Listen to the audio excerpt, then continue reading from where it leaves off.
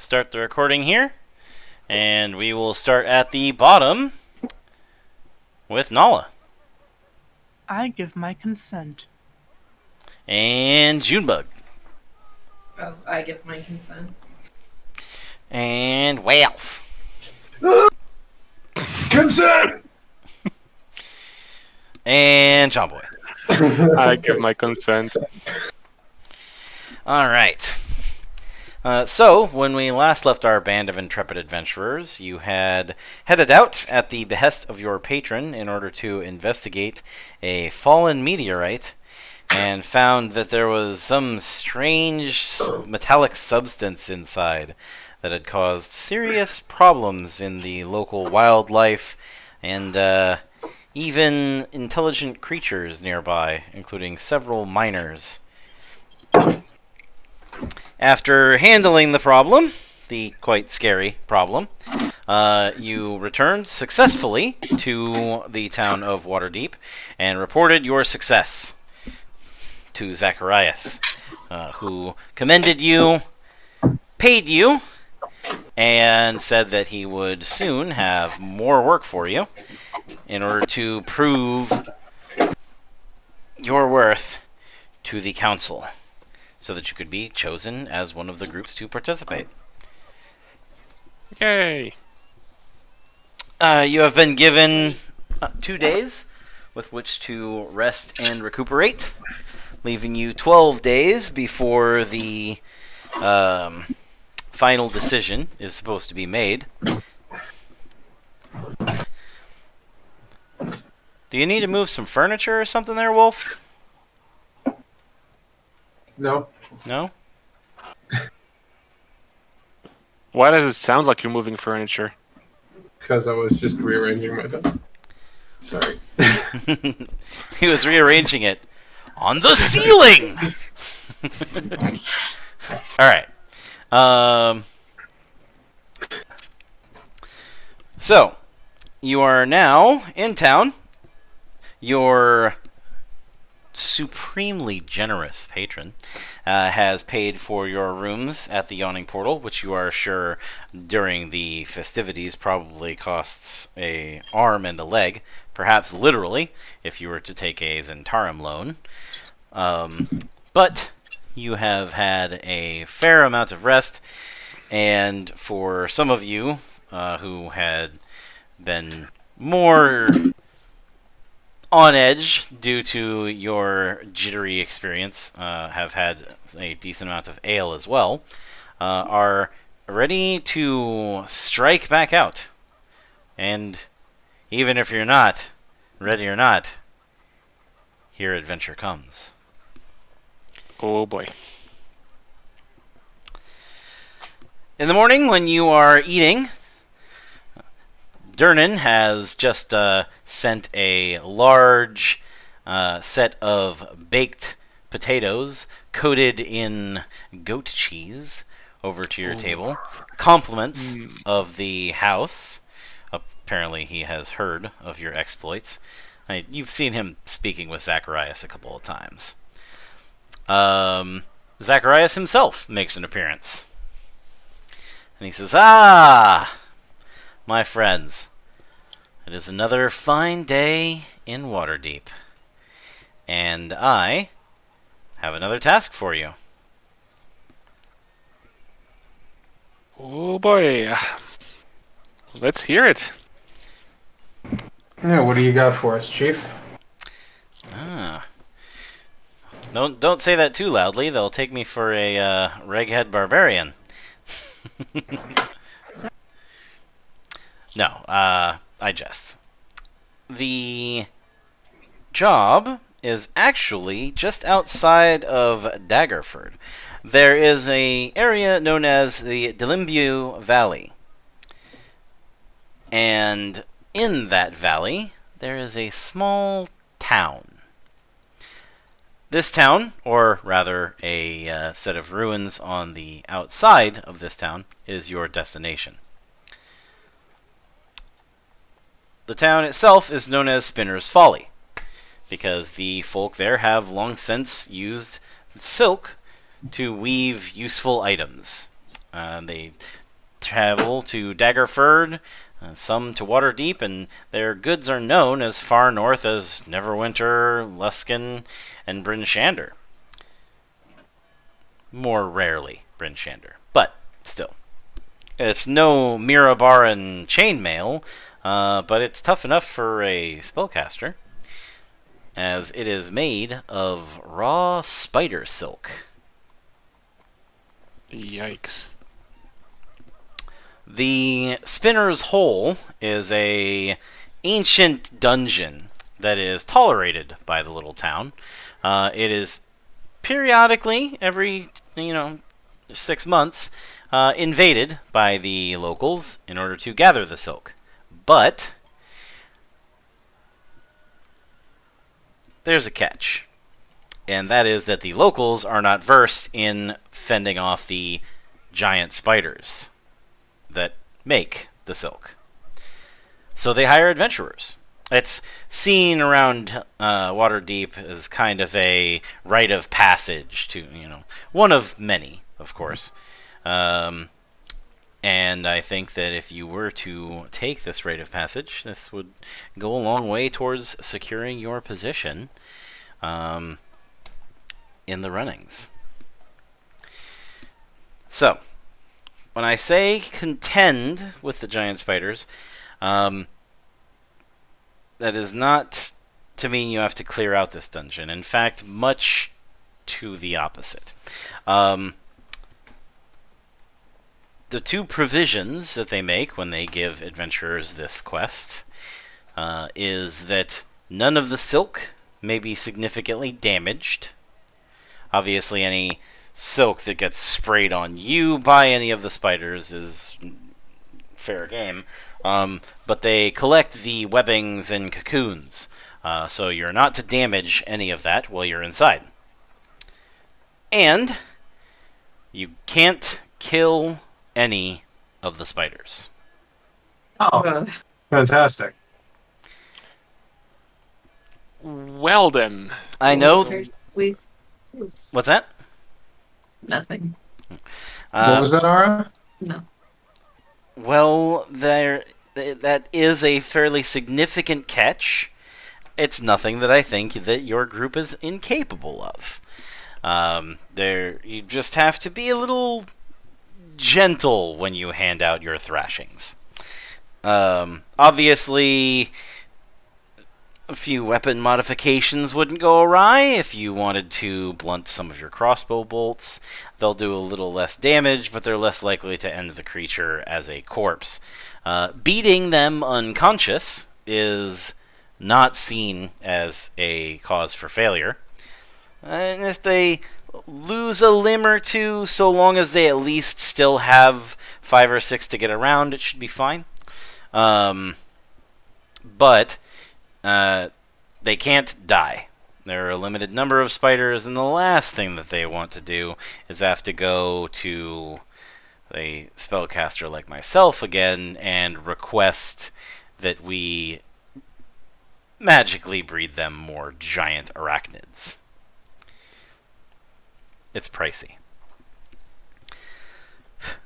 So, magical injury, obviously, is nigh impossible to do non-lethally. So, just keep an eye on your blasts of light and flame. And be careful with your weapons when you're clubbing these creatures unconscious, because I understand that you will have to club many of them unconscious. And just so you know, the spiders don't have any qualms about eating you. So, yeah. Do the spiders have any venom or anything like that? Yes. They are quite venomous. So we're supposed to go into a den of spiders. Yes. With our weapons. Yes. But not kill the spiders that are actively trying to kill us. Yes. Well, and there's get the their option. spider silk. What's that? And get their spider silk. Oh, no. You don't have to collect the silk yourself. All you have to do is beat the spiders unconscious. after you have determined that the area is clear, the locals will come in and retrieve the silk. They have the special tools and skills. If you were to try and retrieve it, you would probably ruin most of it, and it would kind of defeat the purpose. So a mace to the face should do the job. But a mace has spikes, so... A mace to the face, applied with care, the side of a shield, the flat of your blade. I was thinking that indeed, yes. Wrap the mace in something, and that's that. So, just so you guys know, the rules for Dungeons & Dragons, when you hit a creature with a melee weapon, so long as it does not have any effect on it, like it's not covered in fire or wreathed in lightning, you can declare when you strike that you are dealing non-lethal damage. Well, that's good to know. However, Okay. Nala and Leah will not be capable of dealing non-lethal damage with, like, blasts of holy light from the sky. The giant fireballs from space are not non-damaging. Who would have guessed? They are Yeah. quite lethal. The touch of the dead, where you turn them necrotic, is not non-lethal. Who would have And guessed? draining a creature of the last of its life force is, in fact, lethal. Yeah, I don't want to be guilty. I don't want we be guilty of arsony when coming out from that nest. Yes. So, that means that you are probably going to, and this is out of character information that I'm giving you, make liberal use of knowing when your opponent is bloodied and under half of its hit points, and cease doing lethal damage to it. As best you can.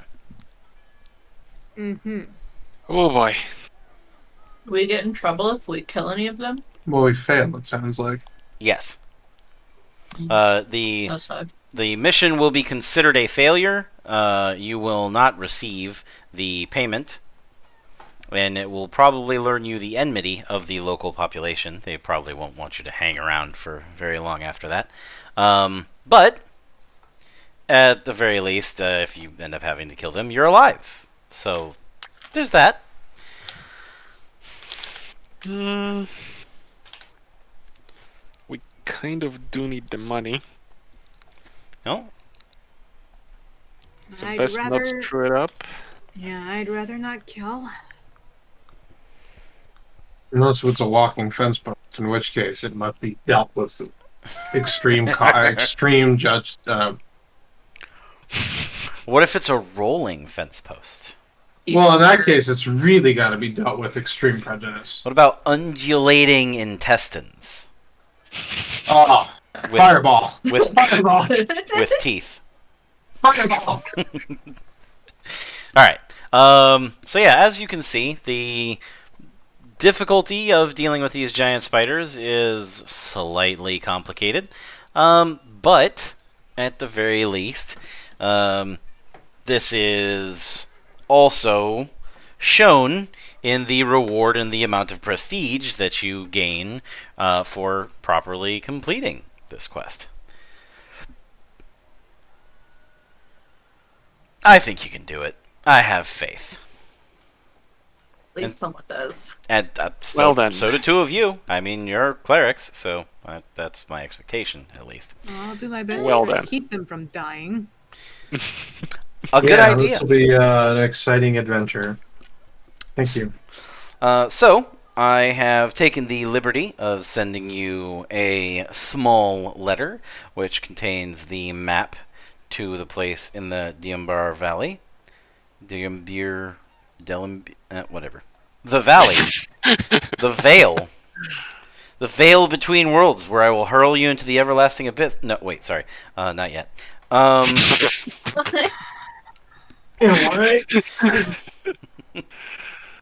Traitor! Alright. Just follow the map, and you'll probably be there on the evening of the second day. Awesome. Well, is everybody ready to go? Should we stock up on anything? Well, we did win a couple of healing potions and whatnot, so I forget. Did we get any gold out of the last adventure? Yeah. A bit. I mean, you should have written it down on your character sheet, I think. Yeah, we got. Oh, I did, didn't I? Everybody, I did add a little bit there. everybody got individual gold, Mm-hmm. and you also still have the gold in Das Loot. Yes, we didn't split that up yet. We Uh, need to split that up now. it would probably help. Would you like me to split that for you? Would be nice. Please. Yeah. Okay, I'll go ahead and Fair share. edit the treasure shares. But I've added my individual gold. I've post potion identification.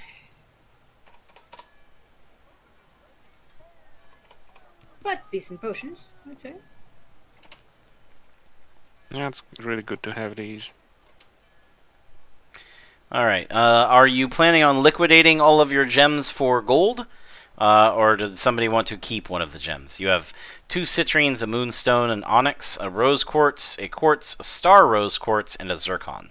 All worth 50 gold pieces each. Wow. I say we just liquidate it. It's not like there's much particular use for them, right? I mean, they're pretty. True.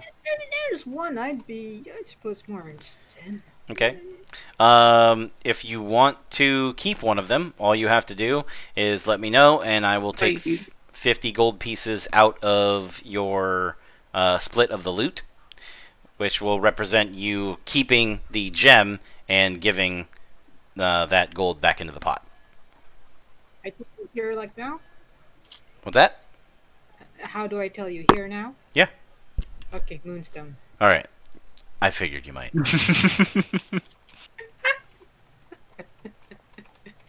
Of course. Yeah. Have you ever seen those? They're really nice. They really are.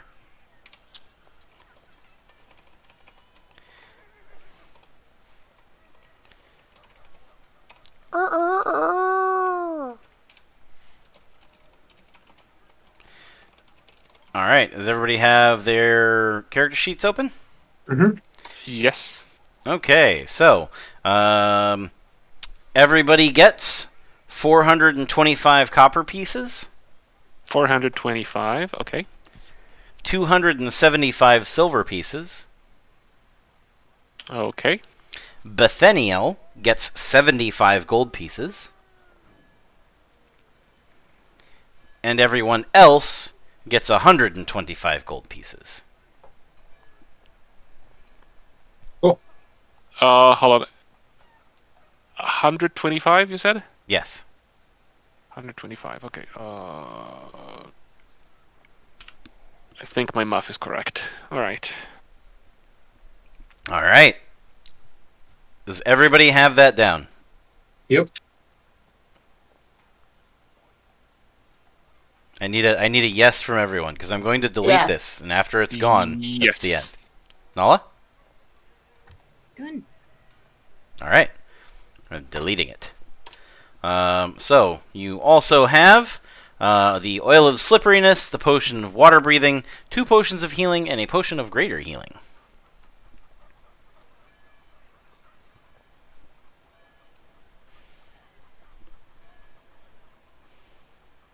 Those we gotta keep. Well, clearly, we'll be needing those. So potions of healing. Well, we split those between us fighters, 1 each. But what do we do with the last one? Say we don't split it. We leave it We keep it in the loot for now. Mhm. Well, somebody has We to just be carrying divvy it. it out.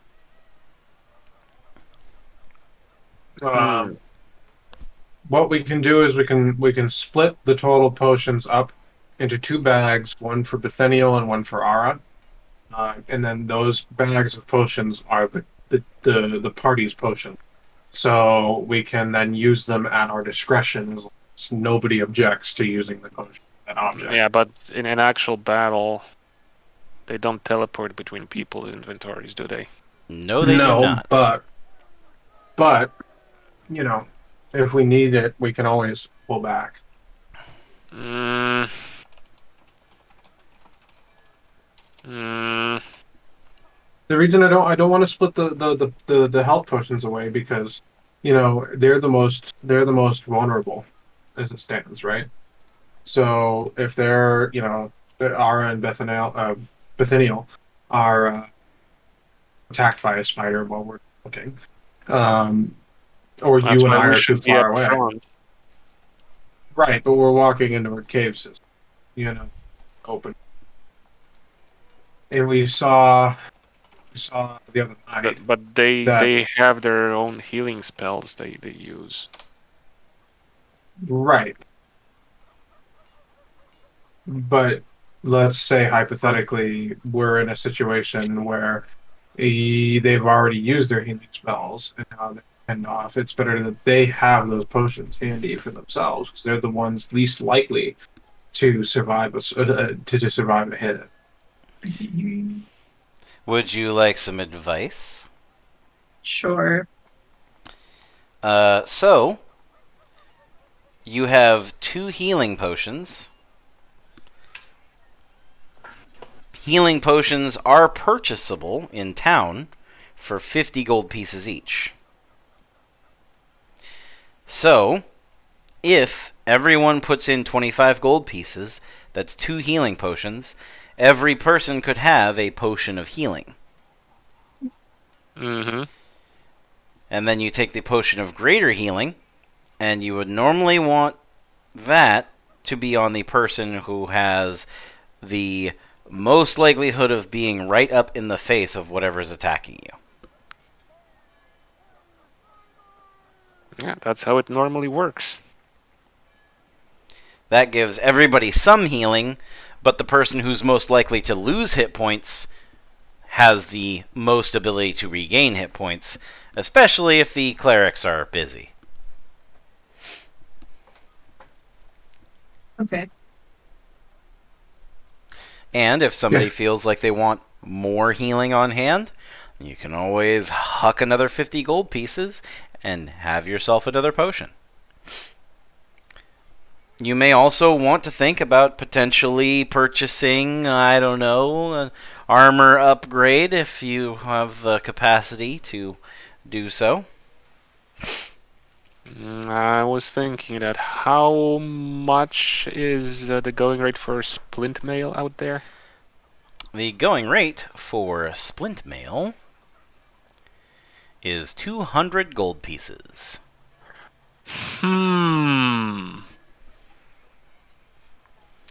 Keep in mind that if you wear splint mail, you will need a strength of 15 or better, or you will be slowed to 20 feet per round. Yeah, my strength is at 16. Well, then you should be fine.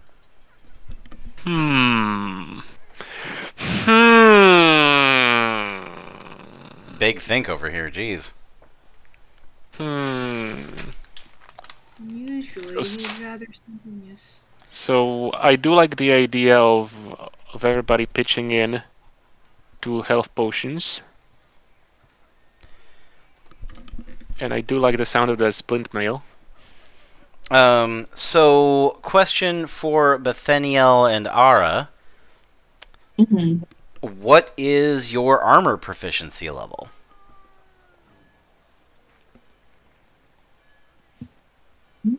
You have light. I believe. You have light and medium. Do you either of you have heavy armor proficiency or no? No. You're medium. Okay. It's based on your race and on your class. It's purely based on your class. I don't think you get armor proficiencies from race. I believe it's up there. No, but I know specifically for cleric, it's light and Cleric gets light and medium, but some specific kinds of clerics get heavy. I don't think it was yours. No, I don't think so. So, Well, what kind? I'm definitely. What kind of armor are the two clerics wearing? With scale mail. Scam, I believe, is medium. Yep.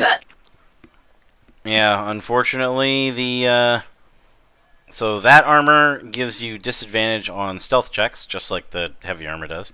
But your next upgrade, really, to get an extra step up, is 400 gold pieces for a breastplate, which would give you the same armor class, but you wouldn't have disadvantage on stealth checks anymore. Or 750 gold pieces for half plate.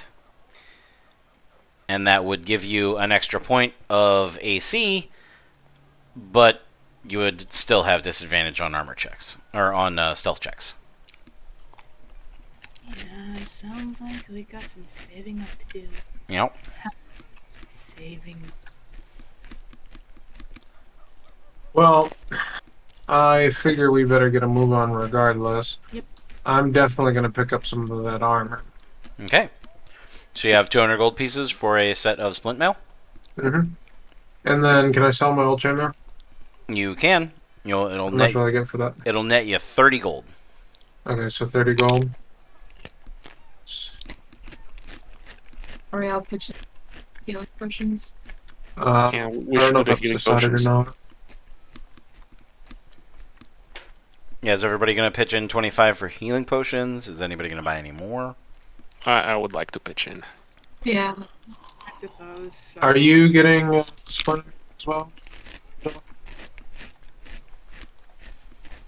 What was that? Are you getting armor as well? Yes, I would think so.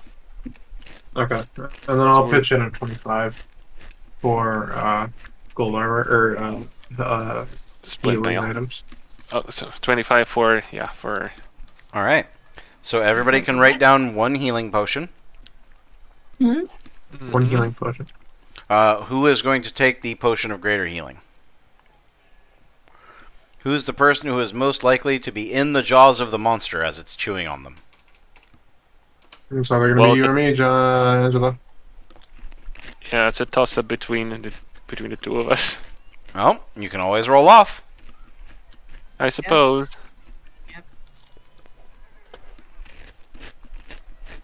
So I got knocked 25 out of my gold. Yeah, I don't care either way. So if you want it, that's Hold on, that's all hold on. you. Hold on. So I just in my inventory here, under all the money, I add a healing potion, right? Mhm. Yes, So potion of potion- healing. Of healing. Okay, enter. There we go. All right, then you two go ahead and roll. Just roll off d20. Okay.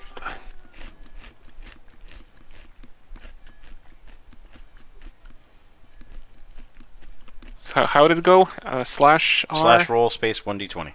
There's also the die thing on the left side. 1d20.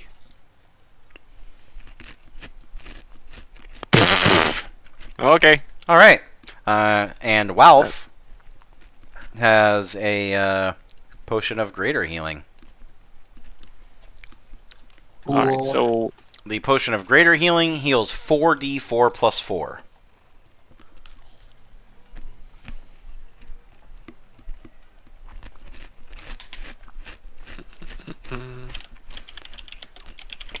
Alright, so who is going to carry the oil of slipperiness and the potion of water breathing?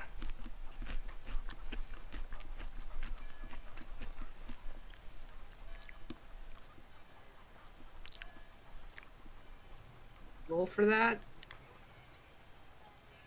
I mean, we're being rather indecisive. That's what I'm saying. suppose I could take the water breathing.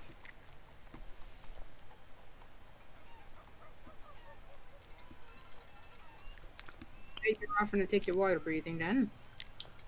The slipperiness potion, you say? What's that? Potion of slipperiness, wasn't it? Oil of slipperiness. Oil of slipperiness. Mhm.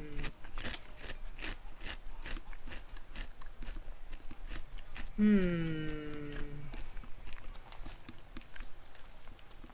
I suppose I could carry it then. All right.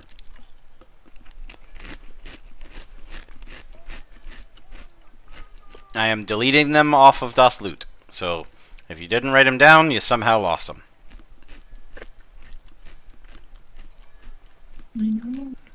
That's all loot taken care of.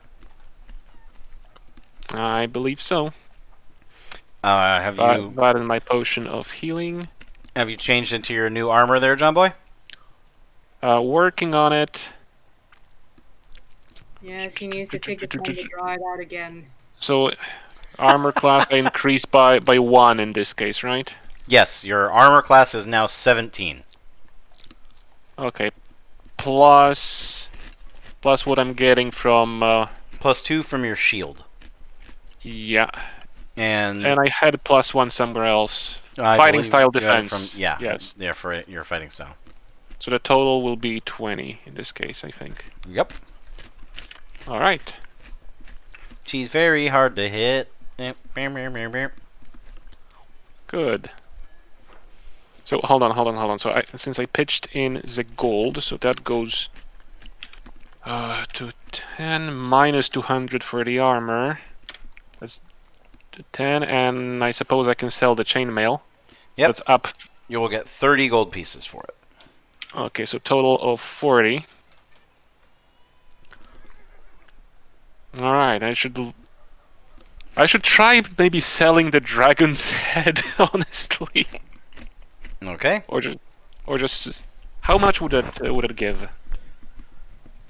Well, you would have to search for a buyer. I see. I'm carrying it with you the whole time. No, well, You have a live room in here. You could Waterdeep. leave it in the room. yeah, totally. Would totally do that. So let's just say it's left in the room.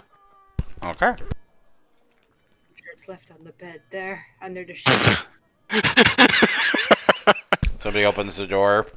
Oh, I'm here to clean your room. Oh, God! Dragon in the room! Well, Angie also lives in the Waterdeep. You could just leave it at home. Hang it over the mantle for now. Nice. Alright. Are you ready to set out on your next grand adventure? All right. I believe we are. Mm-hmm.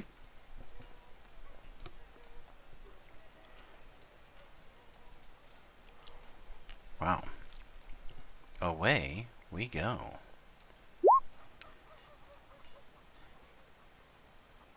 Rolling a DF. Well. Rolling 5D100. Okay. Alright. Sorry, fiddling with the dice roller. So, your party. P-A-R-T.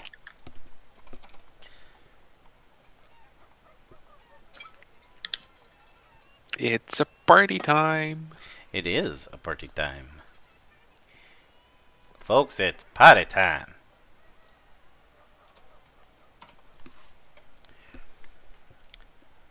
Sets out in the morning.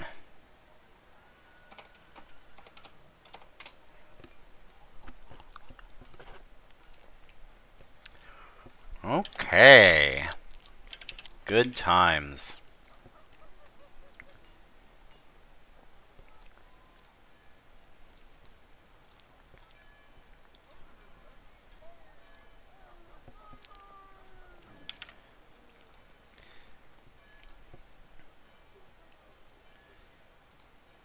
And the sounds fade away. Oh, really? Oof.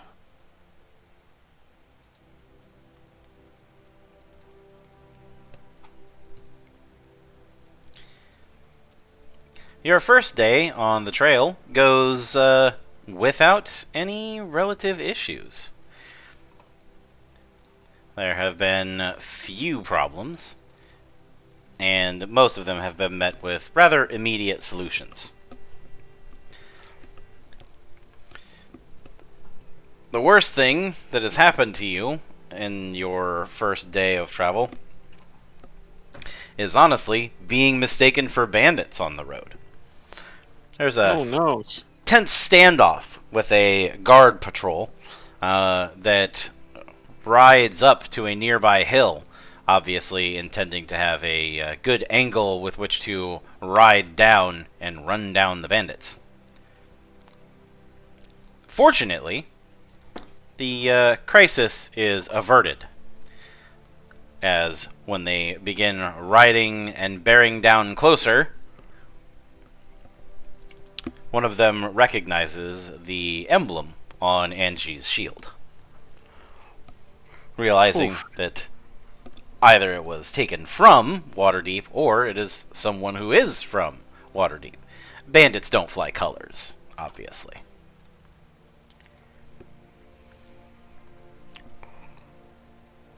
All right.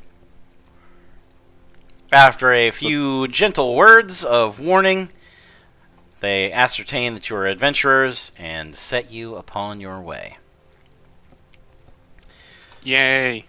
Your second day out, however, is not as uneventful. Oh boy. What did Natalia do? It is, in fact, the evening that brings with it some strangeness. You find a fine place to set up camp, but as you are breaking camp in the morning in these ruins that you've set up in, there is a strange rumbling sound of stone dragging against stone. The sun has not yet really begun to peak up.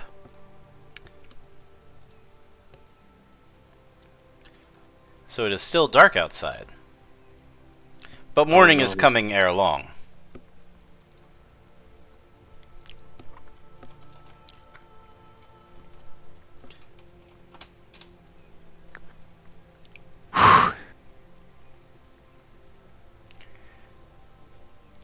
Not wanting to be caught unawares, of course you set up torches and many of the sconces that were obviously left there by either other adventurers or perhaps some manner of caravan that passed through. However, the sound coming from the northeast does not seem to be something that you can see. At least, not yet. Did anybody hear that? Or am I crazy? You're not crazy. I'm hearing something there too. I suppose I'll take a step forward and have a look. No, I suggest maybe clerics stay behind just in case.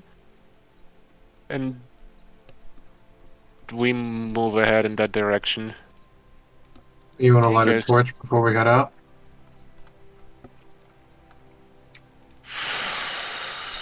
As long as we can still hold our shields. The sun will be up shortly.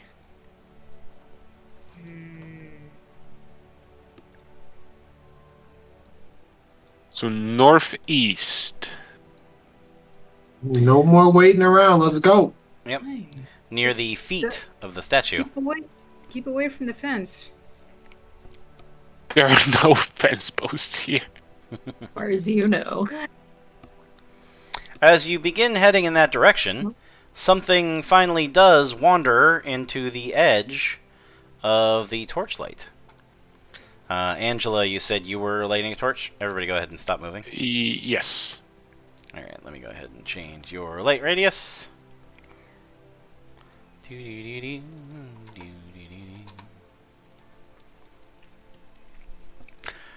The scraping sound was most definitely something that you did not want to run into out in Oh, the no. wilds. Oh no. The thing which strides into the clearing stands over 14 feet tall. Has squat shoulders, a thick, heavy brow, and is carrying a great club sized to its giant body. It is a hill giant. Oh, great.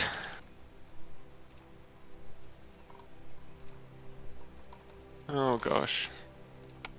It does not seem to have noticed you quite yet. Suppose we should put that torch out. We should skedoodle in the other direction. All of your stuff is still at your camp. Do you want to abandon all your gear? No, we need to go back and get it under cover, and then hope that that thing doesn't come in our direction. Oh, gosh. He's Do a we- big boy. Do we try to avoid this? Yeah, we need to go back to our camp and get our stuff and bounce. I agree. All right. So, Angie, you're going to extinguish your torch.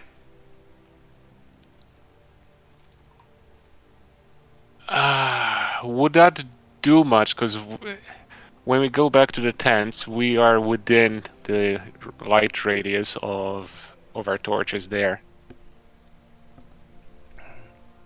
So the giants will likely see us anyway. Yeah, but you'll have a free hand.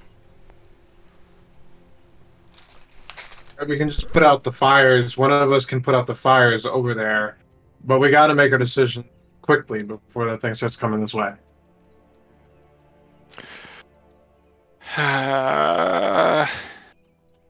Listen, I don't have my 3D maneuver gear. I don't want to try to swing over that thing and chop it in half.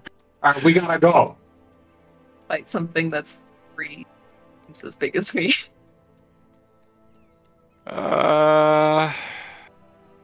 Wondering if we can take that. I don't know if we can take that. All right. So Okay, so Natalia is going to bolt for the tents. I'm Also, not bolting. I'm walking. Hold on. to the tent. Nobody move. I need to know what everybody's doing, and then we will start doing. Well, things. if the consensus is we're packing up quick, how long would it take in turns? Roll an intelligence check. Oh boy. Where is it? everyone? You have a moment of mental clarity that far exceeds what you thought that you were, what even you thought that you were capable of. You're relatively sure that with the fire already smoldering and not giving off much light, you could probably pack up all of your essentials, that being, you know, your equipment, in a matter of probably 2 rounds. You know, foodstuffs, explorer's pack, etc. If you wanted to break down your tents, pack up your bedrolls, and not leave your camping gear here, then it would probably take you somewhere more along the lines of 5 rounds. If you wanted to actually pack all of this stuff away, it'd take you 2 minutes, which is 20 rounds. The difference between hastily packing up in 5 rounds and fully packing up in 2 minutes is that you're going to be effectively hightailing it with like a tent under your arm and a bedroll dragging on the ground behind you. But you'll make it away with all your stuff.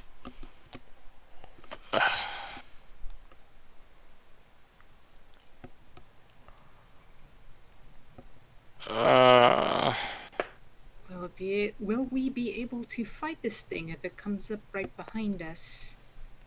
One of us just stands guard. Somebody with the longest vision distance stands guard. That would be me. Yep. And you just holler when it starts coming. When it starts killing you, no. scream, so we know. If everything's backwards, we fighters should be covering, if anything. Yeah, but we can't see.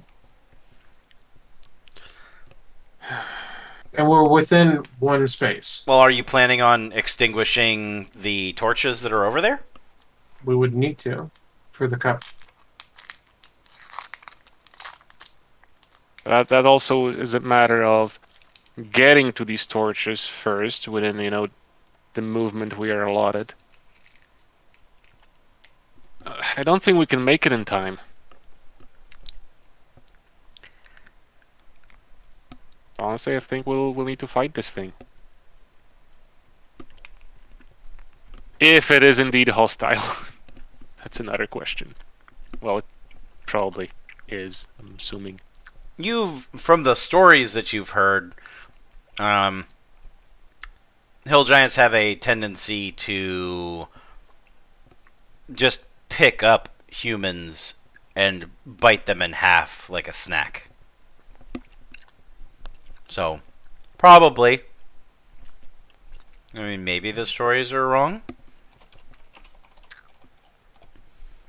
I feel like if that's the case, then retreating would be the best option.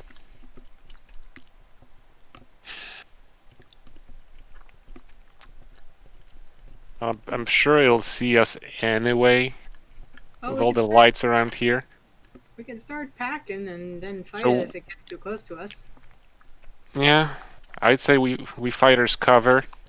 We do keep the torches, because it's kind of pointless to extinguish them with the ring of fire we have around us anyway. We will be seen.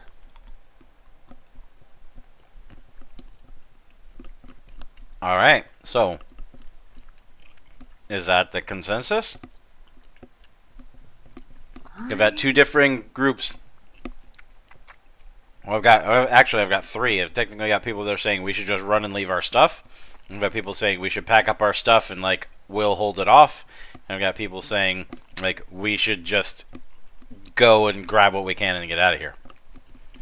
Saying is we should go over there, start packing, extinguish the torches, leave the person with the furthest view We'll be distance. blind. That's why we have the person with the furthest view distance to keep an eye. Who is This- not a frontline fighter needs to stay away from the fight. Right, but if she's standing between the two tents, looking towards the northwest, she has a 30 feet view distance. If she sees it crest Which into that 30 feet, which I'm sure that thing can cover in one round easily. I'm guessing. Because 30 feet is what it's our walking range. And that thing is a big stride. But what is the airspeed velocity? Airspeed velocity. Right. Oh, I almost had to answer. That depends on whether it was launched from a catapult or a trebuchet. Thank you. Well, let's just go start packing.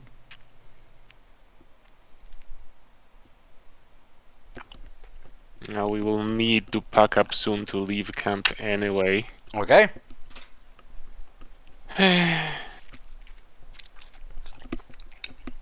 So, everybody's going to go back and start packing. Yes. Okay.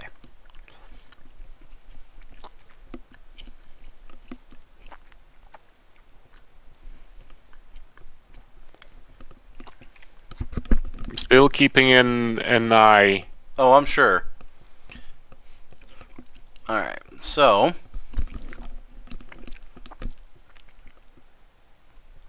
the hill giant strides across the stones slowly.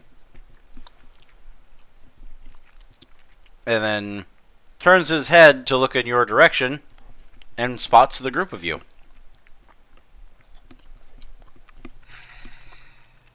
This does not bode well. Let's try not to act hostile. If we don't need to, let's not provoke the local wildlife tribe, Fauna? whatever do we count a giant as. Maybe nod politely. We're leaving. He comes We don't about intend to intrude at your territory, good sir. halfway across the expanse of these ruins, and then pauses, leans back, places one hand on the large sack at his waist, and then goes,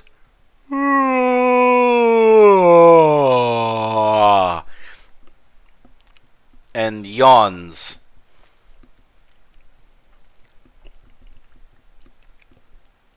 Sorry, large sir. We hope we didn't wake you. We didn't mean to interrupt. As a matter of fact, we're leaving.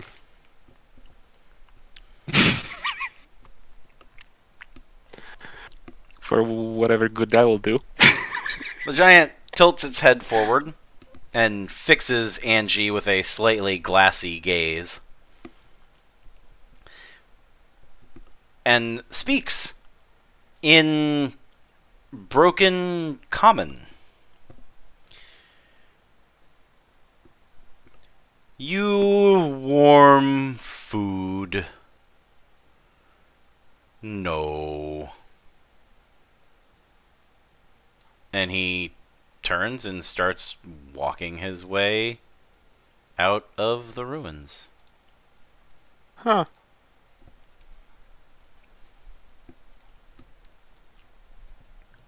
Okay. What did he mean by that? That we do not have worm food. That We're not worm we food. aren't worm food. I don't know. I'm not sure I want to find out. I would still Pack like faster. to pack and go. All right. Everybody go ahead and roll a perception check at disadvantage, except for Bethaniel. You roll a no. perception check normally.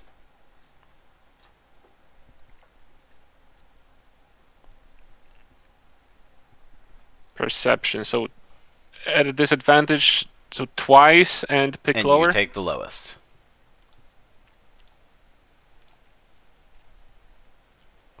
No, it's okay because it already rolls twice. It rolled. Oh God. So many rolls. Sorry. It's okay. All right. So Angie got a 9. Wolf, you want to click your talks as thing and select Natalia. Same for Yulia, and select Ara. So Ara got a 17 and Bethaniel got a 14. So you are the only two of you who are aware enough to realize There's more stuff coming. that the hill giant is not your concern. It's the bugbear ambush. Oh God. It's a good thing we started packing. Roll initiative. We probably have to Roll stop. initiative. Ambush is in like they surrounded us? Or... Ambush as in they surprised you. They surprised those of you who didn't make your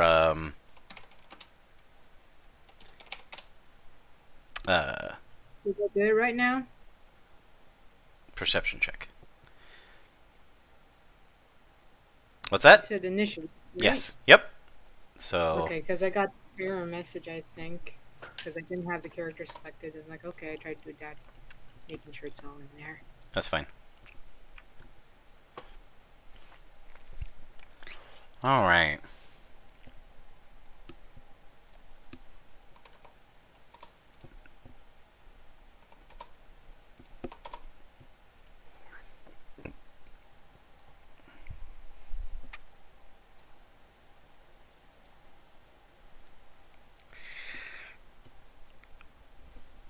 Okay, so Bethaniel and Ara are the only people that will get to go in this first round. Natalia and Angela are surprised. So, top of the round, Bethaniel. You spot the first of the bugbears creeping in around the head of the statue to the north. The sound of their feet swishing through the grass lets you know that you are definitely not alone. And when you spot the hulking, monstrous-looking creatures, they bellow and begin to rush forward. Go ahead. Right. Well, if these scared off the hell giant, I think they're a bit more hostile. Yeah, I suggest get behind us.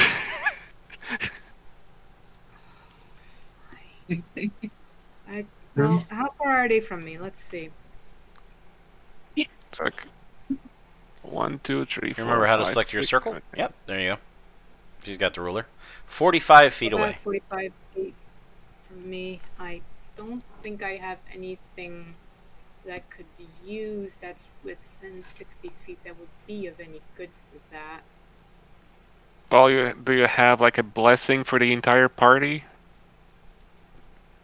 It's a good thing to start with as you reposition behind us. I think, just logically speaking. And you also do have Toll the Dead, which is a 60-foot range. I do have Oh, that's true. Yes. It does less damage, since they probably haven't been injured. They don't seem injured, at least. But if it hits, it's something. Yeah. It's better than a sharp yeah. stick in the eye.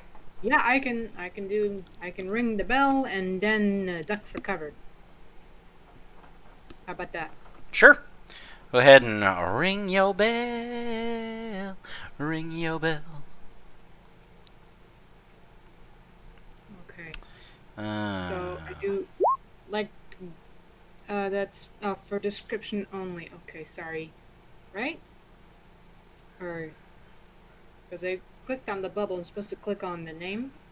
Yes. So that just sends me the description of it. Okay, there we go. Okay, that didn't do it either. It's because the damage is variable. So I make a wisdom saving throw, and it's spell save DC 12.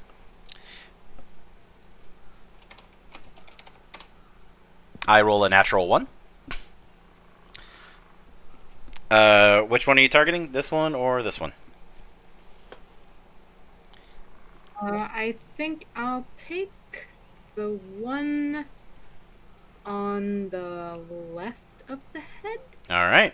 Go ahead and roll a d8 for the necrotic damage. As the bell tolls for thee.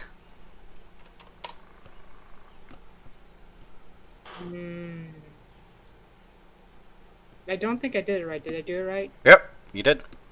Okay. That wasn't particularly great.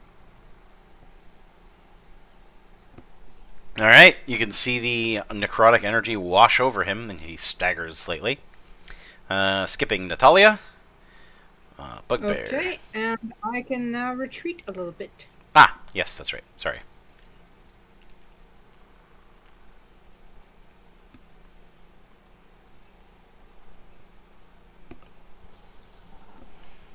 I don't think I should retreat too far.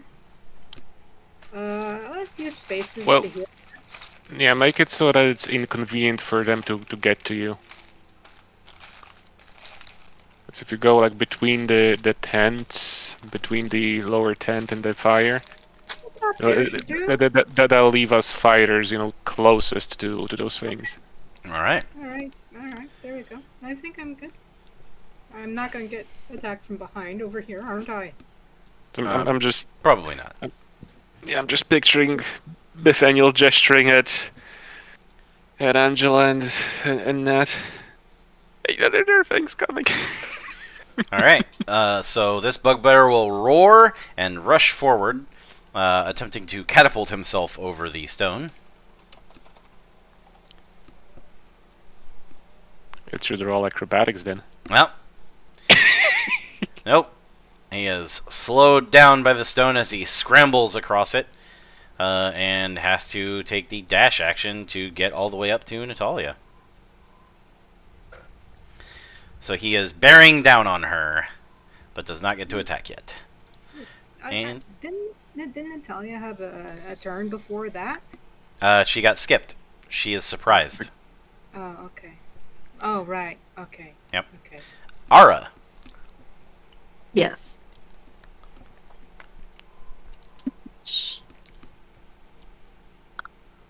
Can I? Can you... Sorry, I'm just thinking It's okay. out loud. What do you want to know? Just thinking if it would be good cast Shield of Faith now. That is a bonus action, and whoever you throw it on gets +2 to their armor class. So, yeah, Mhm. probably. Okay, then I will. It is a concentration spell, just so you know. So if you Uh-huh. get hit, you will have to make a concentration saving throw to not lose the spell. Okay. And if you cast another concentration spell, it will drop. Mhm. Okay. Who do you want to cast it on? It's got I Natalia. think, like a 30-foot range. It says 60 feet. 60, nice. So you're going to shield Natalia? Yeah. Alright. And you get one more action as well. A Yeah. blue Because glowing that's a bonus shield action. forms around Natalia. Thank you. Wait, why? And then I get to do something else. Yep. Mhm. That spell is just a bonus action. Okay, cool. Uh, So you can still make an action and move. Now, if you Okay. do want to cast another spell, it has to Uh-huh. be a cantrip because you've cast a spell that is not a cantrip this turn. yeah, that's. I'll do Sacred Flame then. All right. Who do you want to do it on? The one charging Natalia. All right. Okay. He will try and dive out of the way and will successfully move aside as the pillar of light scorches the ground.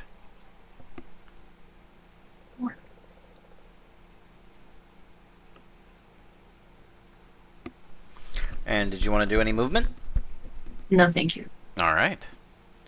And we skip Angela and we go to the Bugbear. Who knows?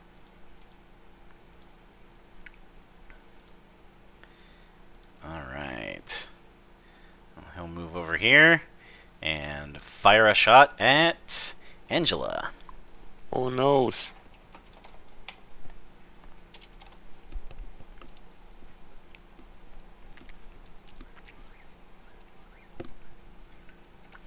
It's easier to hit you because you don't have your shield out.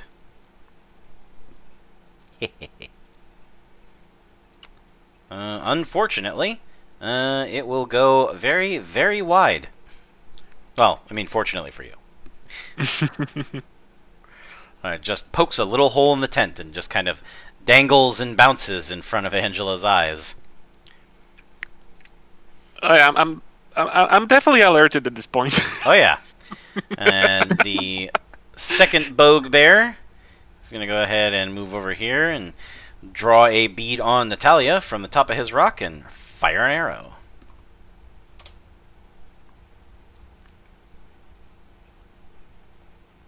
Alright, let me take a look here. Alright, so you are AC 19 with your shield. Mm-hmm.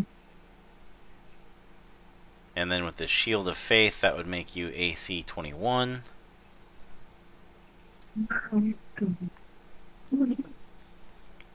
You're surprised, so you don't get your shield bonus, but you still get the bonus from the Shield of Faith. So that will actually bounce off the Shield of Faith.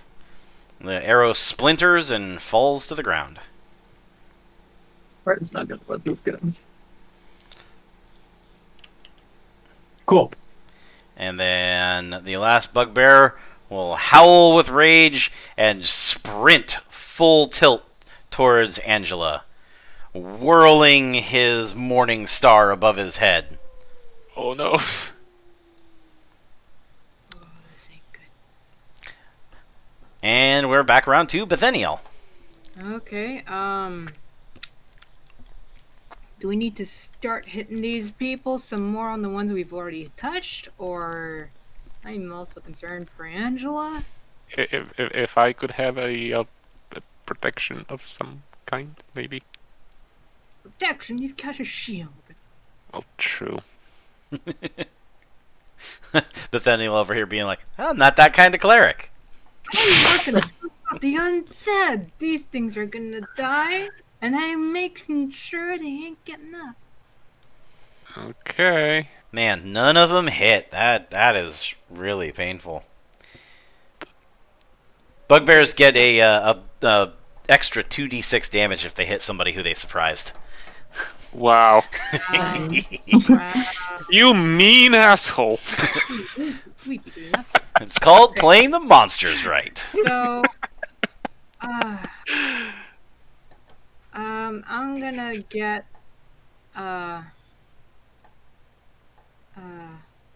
Nat's back here, I suppose. Now, I've already damaged this thing, so my Toll the Dead should do some more damage. All possibly. right. Yeah.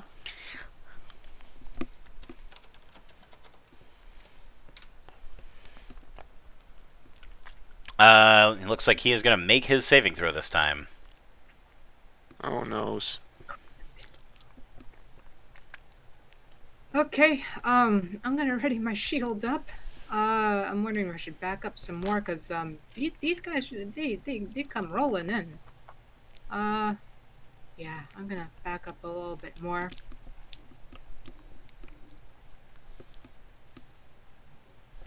Into the goblin ambush behind you. No, wait, just kidding. And yeah, just to keep some distance. Cause I can still hit them from this far.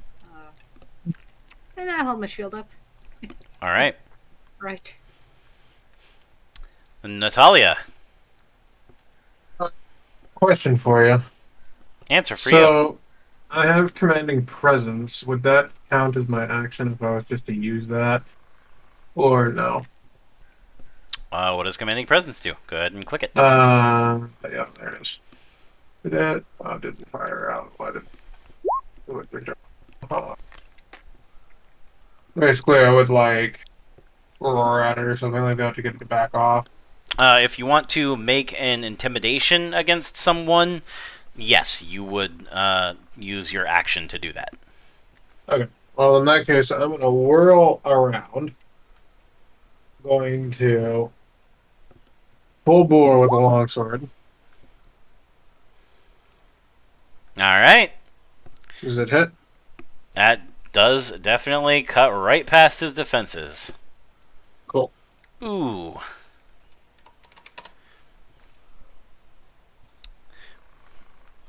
That cleaves his chest open, and he Damn. starts holding the sliced leather strap of his armor to keep it on.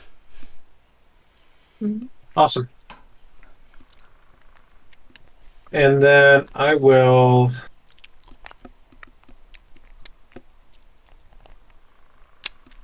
think I will... I think I'll go ahead and... I think I'll action surge as well. Okay. And I'm going to swing the sword back around. Does that hit again? Nope. Okay. When you come back around, he jumps back out of the way. Does that put any distance between us, or is he still right where he's at? He's still right where he's at. He's got 5 feet to move around. He's got more than enough space. Alright, cool. And then I'll hold them. All right. So just so you know, because you did two-hand your longsword, you won't have your shield bonus to AC. Yeah, I know. All right.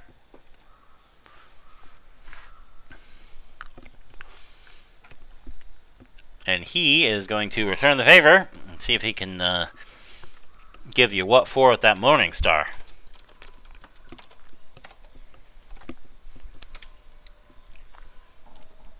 Nope.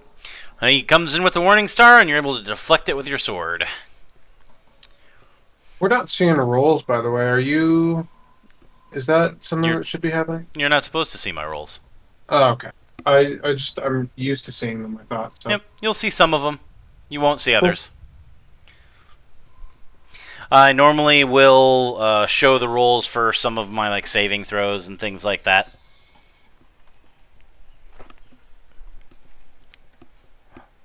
But attack rolls and I show my damage rolls just so people know how much damage you're taking. But other than that, everything happens behind the game screen. Ara. Yes.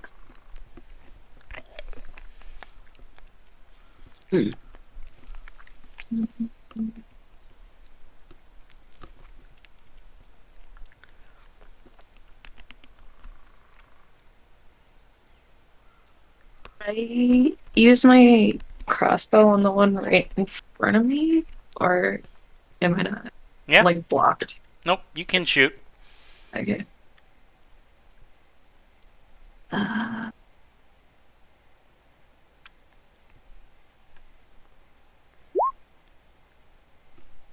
Unfortunately, all that ducking and weaving that the two of them are doing as they try to jockey for position, and Angie tries not to get brained with a Morning Star, causes your shot to go wide. Okay. I think I will also move back a little bit. All right. Yeah. I don't know.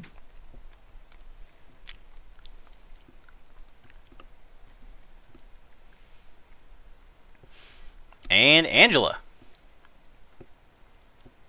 Okay. A bat-eared creature I'd be devastated. howls in your face. Yeah, no point moving around at this point. Just get the shield ready and just swing at this thing. Longsword, one-handed.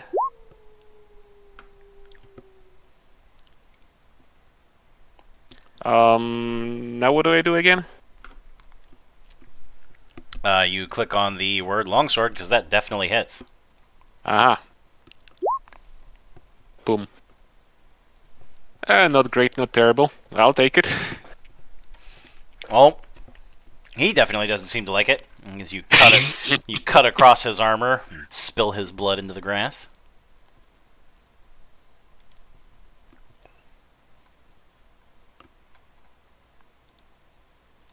Nice. Should I action surge? Should I not action surge?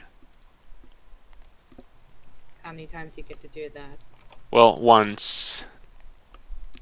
There's the picture of the Bugbears, if you're interested in what's roaring in your face. Yeah, I think orcs just uglier. Or feline. Or bear-like? That's what they'd like to think. Yes. Mm-hmm. Alright, anything else? No movement or anything? No movement. I'm just wondering if I should do that action surge or not. And take another swing at That's a it. good question. I'll give you 3 seconds to figure it out. Sure. Okay. Sure, I'll do the action surge and swing Do again. it! They're using now. Whiff! Oh, poo. You bring that blade in, and he bats it aside. Oh well. Alright. Yeah, not moving, holding here. Bugbear time. He's gonna move out to try and flank Angie a little bit. Get a better shot. Bugbear Boogaloo. Ooh, and it works. Oh no. Yep, he flanks around just enough and fires his arrow in at the perfect angle. Your side no. flares in pain as the critical blow pierces your armor. Oh no. Not liking this.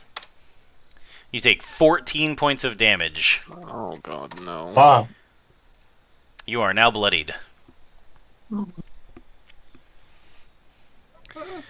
The Bugbear, seeing that the adventurer is heavily wounded, roars in triumph and howls, "Forward! Kill them all!"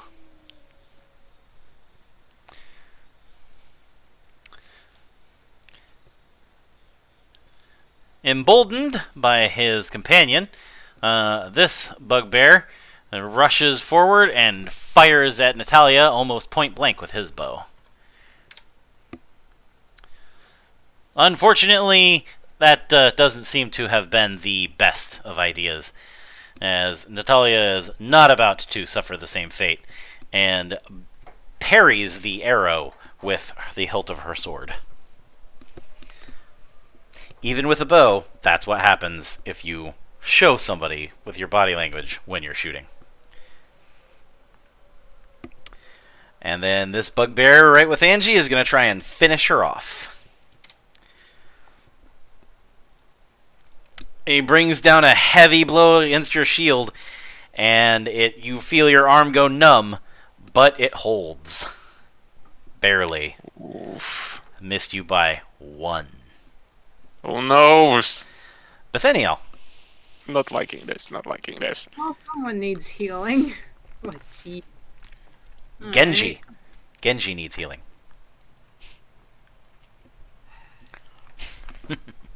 Okay. Oops, sorry. Well, it's a good thing you missed. Heal. I hit the space bar by mistake. Okay, so cure wounds, I believe, would be the That's touch range. Mm-hmm.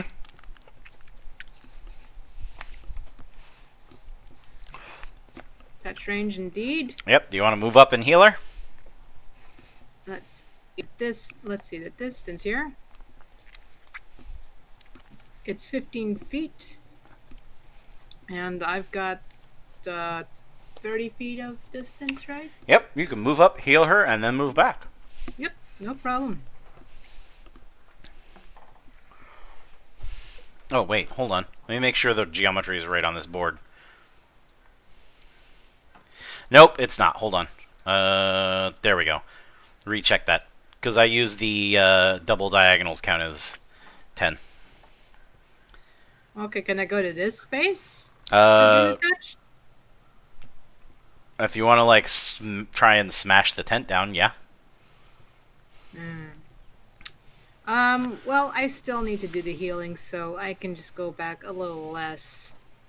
So yeah, I'm gonna have to step forward anyway. That's 20 feet of distance to here. Mm-hmm. 'Cause I don't And after have- the action, isn't there still enough movement left to move back a little bit? Move back a little bit, yes, just not all the a way. little bit. Yeah. Right, okay. Okay. So now I cast Cure Wounds. Mm-hmm.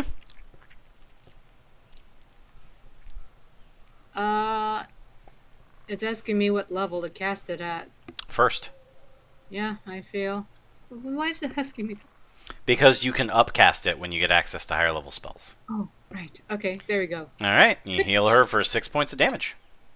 And Angie is not feeling particularly well, but still no longer bloodied.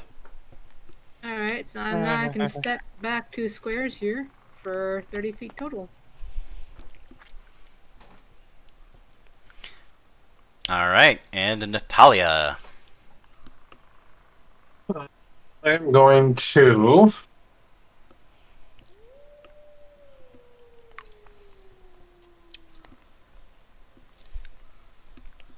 I'm going to hit the one directly to my front left. That's the one closest to me. Okay, Does that hit? that is definitely a hit. Nice. Ooh, not bad. Ooh, you cut into him and he almost drops to one knee, but roars and pushes back up to his feet. He is bloodied. Right. And then think I might. I can't disengage from him anyway, so I'm not gonna move actually. Okay. Yeah, because if I pull back 5 feet, even though I bloodied him and he fell to his knee for that moment, he'd still get an advantage on me now. Yeah, he would still get to take a swing. Okay. Because you'd have to drop your guard. I would just hold then. Alright. On his turn, he is going to take the disengage action. And he is going well, to then I'm gonna swing. fall back from you. Fuck that motherfucker. I'm swinging. You don't get to swing because he took the disengage action. Oh, he took the disengage action. Yep. Okay. And he is hightailing it because that fucking hurt. Ara. Huh.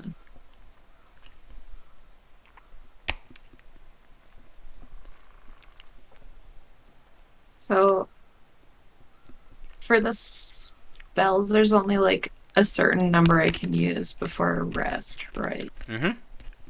Okay. You can cast 3 of the first level ones, Mm-hmm.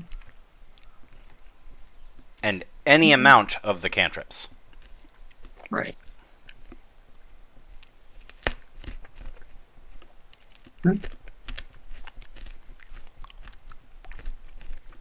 Hold on, we're reading something.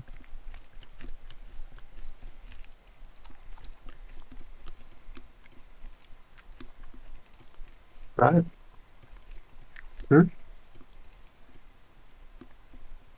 Now this is your only action, so it would be an option. You could definitely help Angie out with that, especially if you do like this one or this one.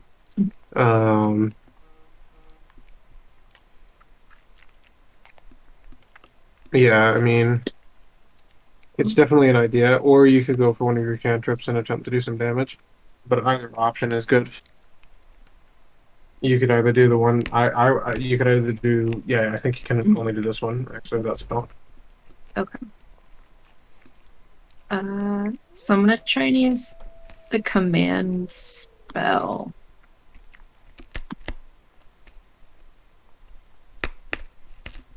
Possibly. Do I need to? You click the chat box. There you go. Yep. So there it is, right there. All right. Because now he gets to read what it does, and then he'll get to roll his spell save. Given that bugbears are bugbears, I don't think they have a particularly high wisdom, and that's what they need to roll. Let's see.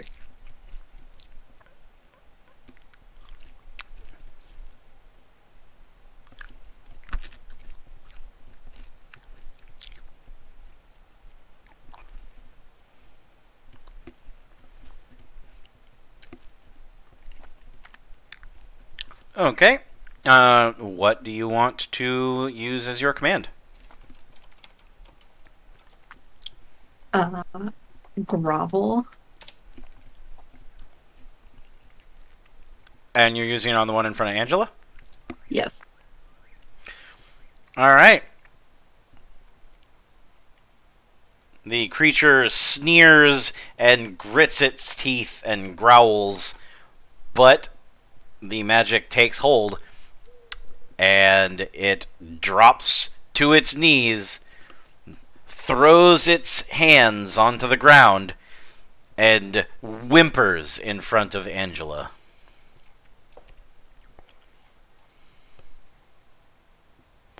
He is now prone.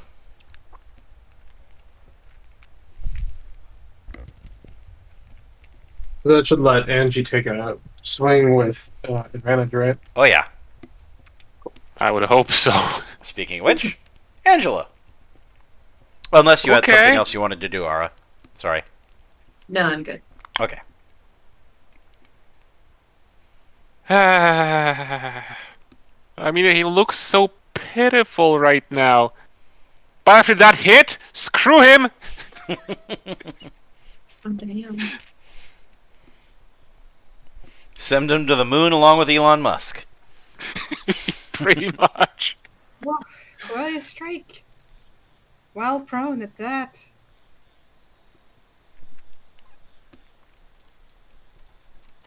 Well, He is now bloodied. You cleave into his back. He howls in Good. pain. good. Well, that's that, and I suppose I hold my position. All right. Bugbear time. Oh no. Zero. Not the frickin' archers.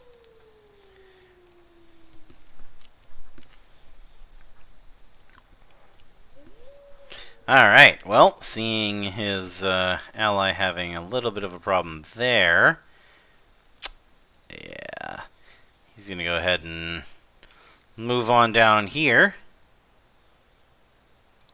and get a shot on Bethaniel. Oh no. I still got my shield up, right? Yep. Yeah. Vigilance. Fortunately, you do have your shield up, and a large arrow buries itself in your shield. You see just the slightest bit of cracking on the other side of your shield, the arrow nearly having fully penetrated it. And Bugbear number 2 is going to throw his bow to the ground and pull out his javelin. He yells something at the bugbear that is fleeing in some goblinoid language. Does anybody speak goblinoid? Anyone speak at the goblin? No. No. Not me. Okay. Let me just make sure here, because I know a few languages. No. No, not goblin. All right. He moves in No, it's my turn.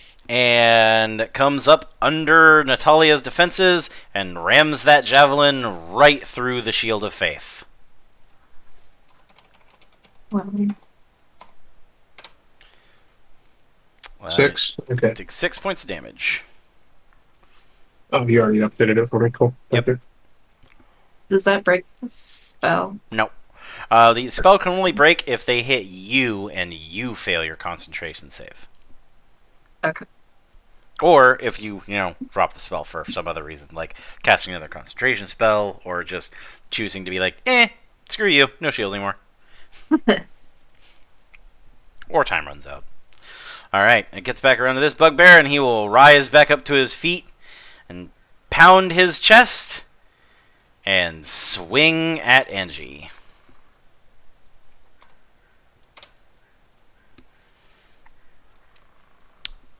That is another telling blow. Oh no. 15. Oh god. Oh, I did give you some healing. nearly sends Angela down into the dirt. She only barely manages to stand her ground. Poor Angie's at the end of her rope. And this bugbear seems intent on pulling the lever. Bethaniel. This calls for another cure wounds, don't it?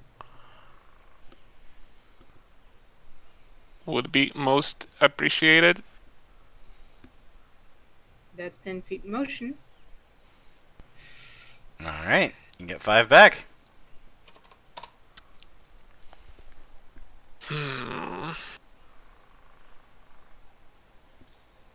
Right. Let's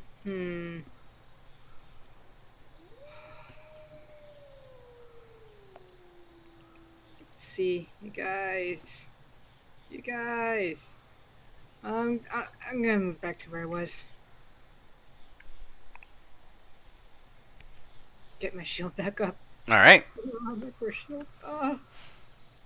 Oh, precious shield. Alright, Natalia. All right. So the one right in front of me, same thing I've been doing. All right. You swing in, and he deflects it with his javelin. And I think I will.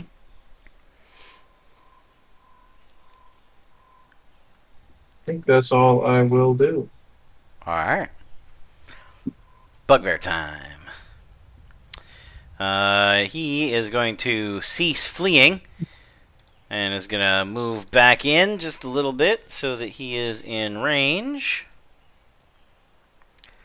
And is going to pull a javelin off of his back and throw it at Natalia. These things don't give us a break. The point of the javelin slams down squarely between the legs of the bugbear in front of you, who then turns around and yelps something angrily at the other bugbear, who shrugs apologetically. Rolled a natural 1. How awful. That's great. Serves him right. He only gets one of those things, I hope. I don't know. He has 2 more on his back. Oh no. Or no, he has 2 total, so he has 1 more. I have a healing potion on you. Alright, Ara. I have a way here. I think. You gotta wait. Yeah. Not my turn yet. Yes. That's to you.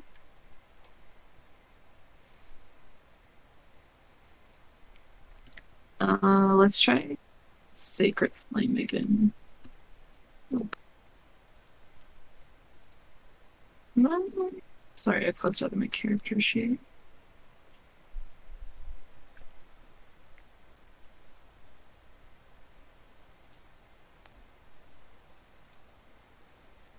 Oh, hold on. Did I hit that? No, you hit the. Yeah. It's not. Well, that's. Are you trying to roll it or what? Yeah. Oh, There it is. sorry.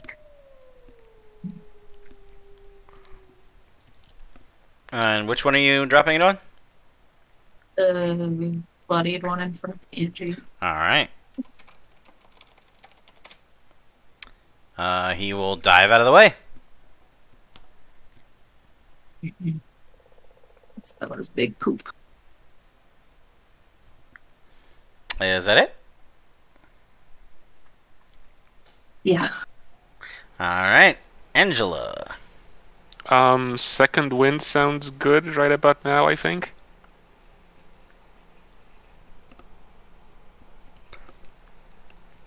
Angie probably thinks her second wind sounds really good. Yeah. Most certainly does. How do I activate that? It is a d20 plus your fighter level, I believe. You might be able to just click on the second wind on your character sheet if you added it. Let me take a look here. Yeah, it is added, but it just toggles the description. Yeah. Does this do anything? Nope. It just does that. Alright, so yeah, just slash roll, So roll 1d10 D20 plus plus 2. 1d10 plus 2. 1d10, okay. Yes. Not a d20. Poo. Oh god. You shouldn't have said poo right before you rolled. You get 3 hit points back. Great. What do you want to do with your action?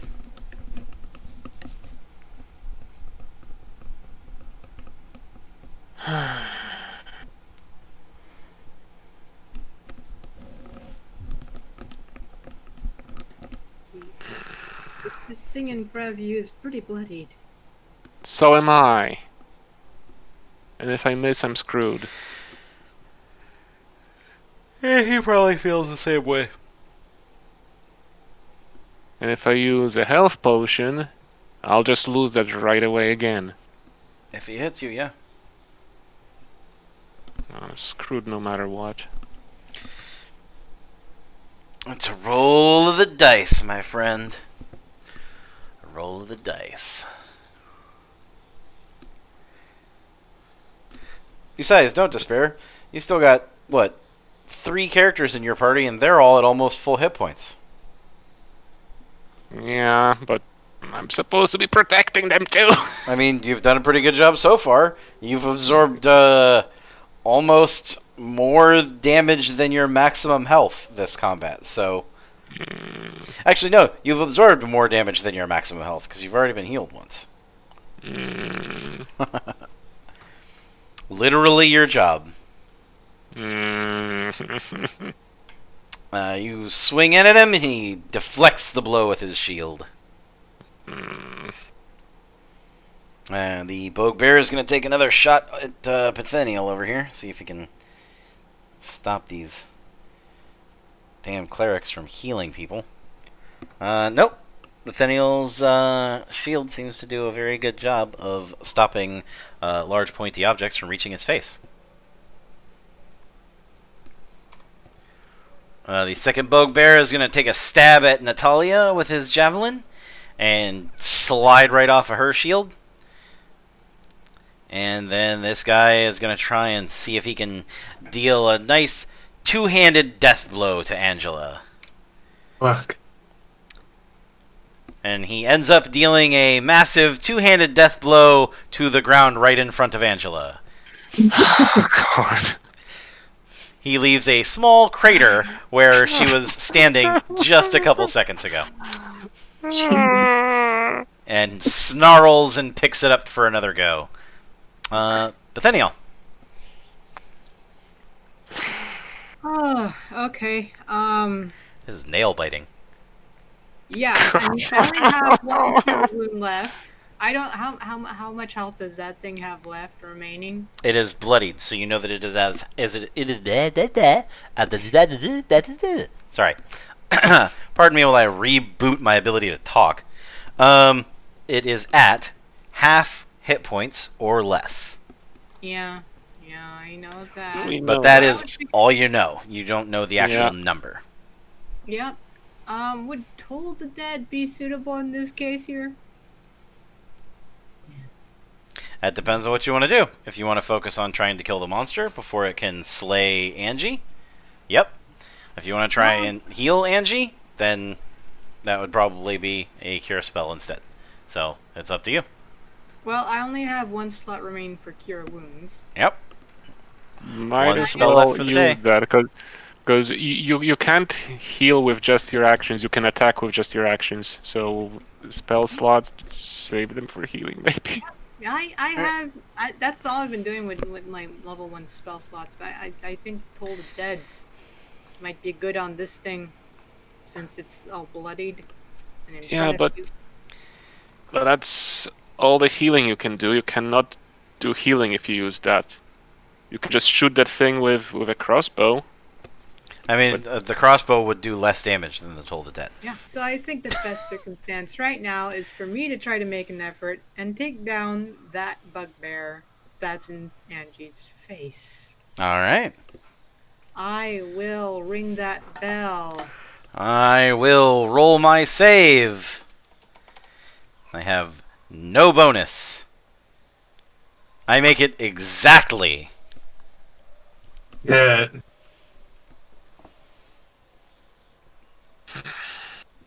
Oh, I do nothing, huh? Yep. The bell sounds, and the creature is too distracted by its desire to ring that same bell for Angie. I try. Yeah, and like I said, there goes my chance at healing. Can I walk over and hand over my potion to Angie? You can Well, I do have a potion I've been trying to save too. you can hand it over, yes, but Angie will have to use her bonus action to use it. But it's not doesn't count under my bonus action, eh? It would take your bonus action to I already retrieve the have item one. and I hand it to don't her. need it. You keep yours. Okay. Okay. I'm going to risk it. I'm going to pull back. To Angie. Without disengaging. So he can take his swing. That's fine. All right. And then once we see his swing, I will determine my next action. Ooh. Oh no. Oh man. It's fine. I've got 20 hit points. I don't think he can do 20. That's a crit. Okay, he did 20. You turn around, and he slams that javelin into your back. Oh, it's only 10. Okay, cool. So that's fine. You are So now that bloodied bloodied. me. Okay, so now that I'm at Angie's side, I'm going to... That hits. Yep. And does that kill? Negative. Okay, but he's close. If he was at half hit points and took 7, your guess is probably. So, because he's bloodied now, so yeah. Alright, cool. So, from my position here,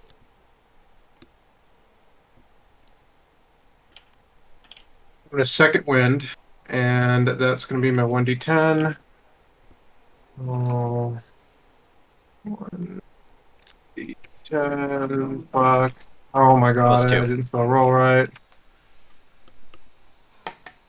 God damn it. Here, I'll just do this. This is easy. Boom. 8 plus 2. 10. I just made back all those hit points. Fuck you, Mr. Stupid Poopy Head.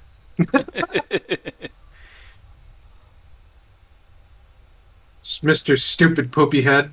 Alright. Is that it? Okay, cool. And then can I... Is there any way that I can use my potion of healing or pass my potion of healing? Cost an action? No, it would be a bonus action. Okay, so and you've I'm used your bonus action. Okay, cool. So in that case, and I can't action surge twice, right? Nope. Okay, cool. You don't get that for a long time. Yeah, that's right. Level 17 I was reading. Okay, cool. And then I will just I will hold then. Alright. Bugbear time. Alright, seeing his opportunity. Oh, no, that's not quite. The one from earlier will rush up to Natalia and see if he can deal another blow.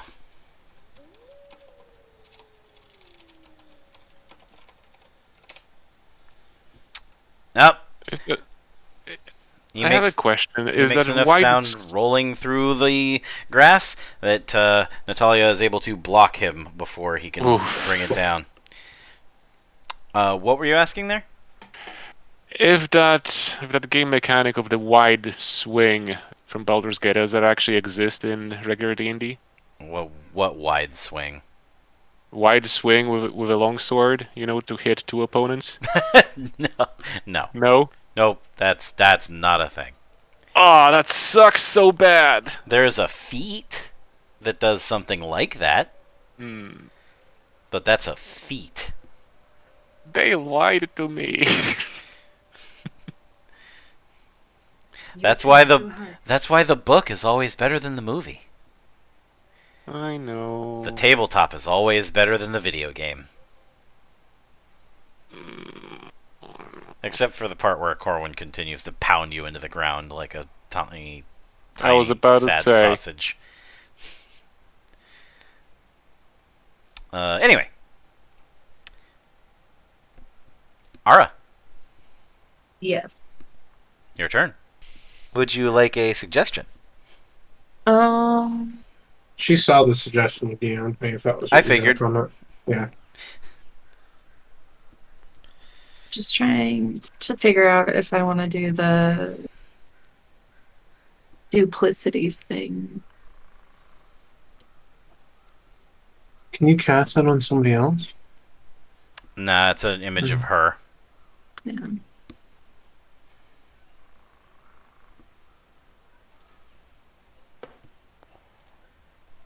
Yeah, that's And it also takes your action, I think. And do what your character would do, obviously. So if that's what you feel like your character would do, then that's what your character does. here. And then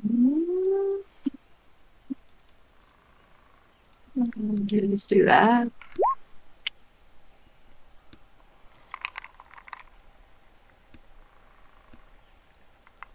And then do I need to like tell you where the illusion is?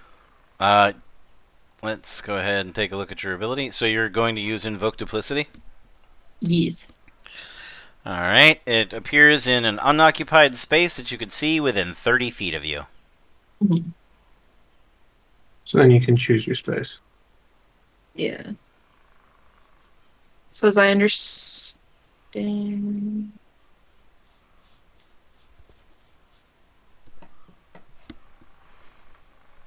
Oh, that's not what I wanted. I didn't do that. Hmm? It sent the wrong one. Did it send the wrong one? Yeah, that's fine. Did you get the right one? So if I put it on the square in front of me, then I have an advantage, right? You'll have advantage on attack rolls against that creature. Yeah. But you can't attack because that's your action too. And it was for the next, For the next round, okay. right? Yeah. Yeah, you can do that. Okay. I was just trying to make sure that you realize that you used that action. Okay. Yeah. And then is the shield on Natalia gone? Yes. No. No? No. Okay, cool.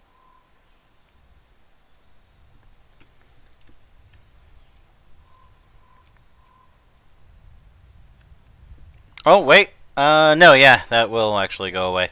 This is Okay, or cool. until you lose your concentration as if you were concentrating on a spell.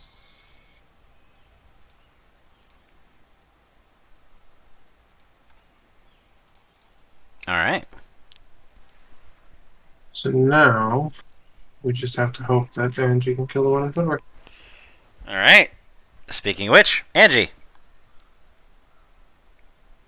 It's, I guess no choice but to bonus action a health potion. Right? I mean, you could not bonus action a health potion, but I think that sounds like a really good idea. Yeah, I'm gonna do that. Roll 2d4 plus 2. Hold on. 2d4 plus 2. Mm-hmm. Alright, you get 8 back. You are no longer bloodied.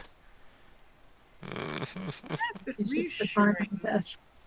Yeah. I was waiting for those 2d4 to come up as 1s, and it's like, ugh! Yeah, so far all the healing efforts weren't working particularly well.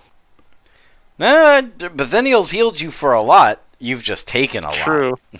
Yeah. Bethaniel's healed you for, what, like 13 or 14 points of damage? True, but they hit for more than that. Anyway, Alright. I hope that goes in, please. That definitely hits. Oh! Oh! Angie drinks her potion and then lunges forward, skewering him through the midsection. Oh, that's Yeah. really sweet. The beast yelps Yeah. and slides off of her blade. Alright, then let's surround this bastard. Alright. There's still the bugger in the back that I'm kind of worried about.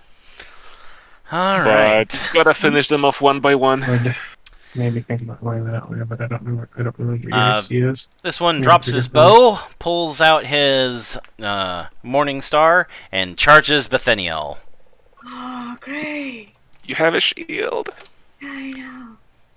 Unfortunately, Bethaniel's shield does not save him this time. The creature's charging blow smashes into the elven cleric and practically bowls him over. Thankfully, it absorbed most of the blow, leaving you only slightly staggered. You take 5. Oh. So I take 5 damage. Yep. Do I deal with that? Nope, I did it. I normally will do the damage unless I tell you otherwise.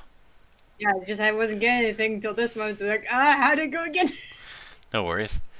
All right. This one is going to go ahead and step up here to Natalia and see if he can javelin her. Oh, no dice there. He swings Okay, in and Natalia she likes deflects javelins. Okay, Natalia likes being javelin, it. How? especially once you're really Alrighty deep. Ew. I mean, he was trying to javelin you deep. You can just, you can't just allow him to next time, if you want. But Maybe I'll run away. Okay. Yeah, one at a time. Disengaging would not be the greatest of ideas. I would like to try to help. So yeah, from here, toll the dead on Mr. Bloody here. Okay.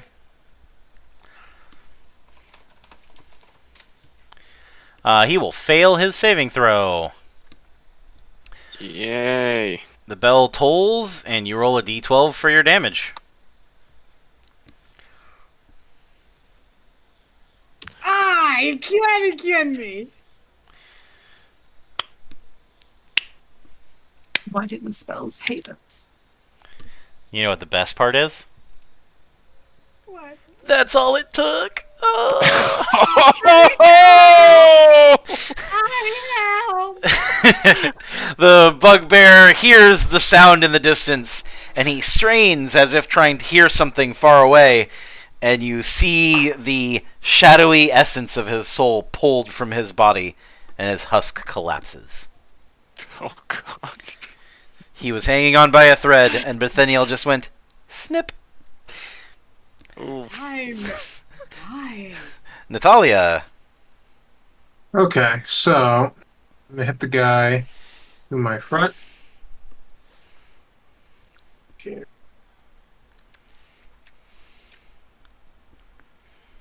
That will definitely land. It's a weak blow. A glancing blow, but a blow nonetheless. Cool. And then I'm going to pull the old shield up, and Angie, I highly suggest you pull back for the clerics. So you've got this one covered? I mean- protect clerics? Yeah, I'll be fine. All right. Alright, Plus, if you say Ara's still in the middle, and she's cloned. So Ara could, if need be, come my way. So Alright. Alright, So, Natalia, you're done? yeah. All right. Ara. Mhm.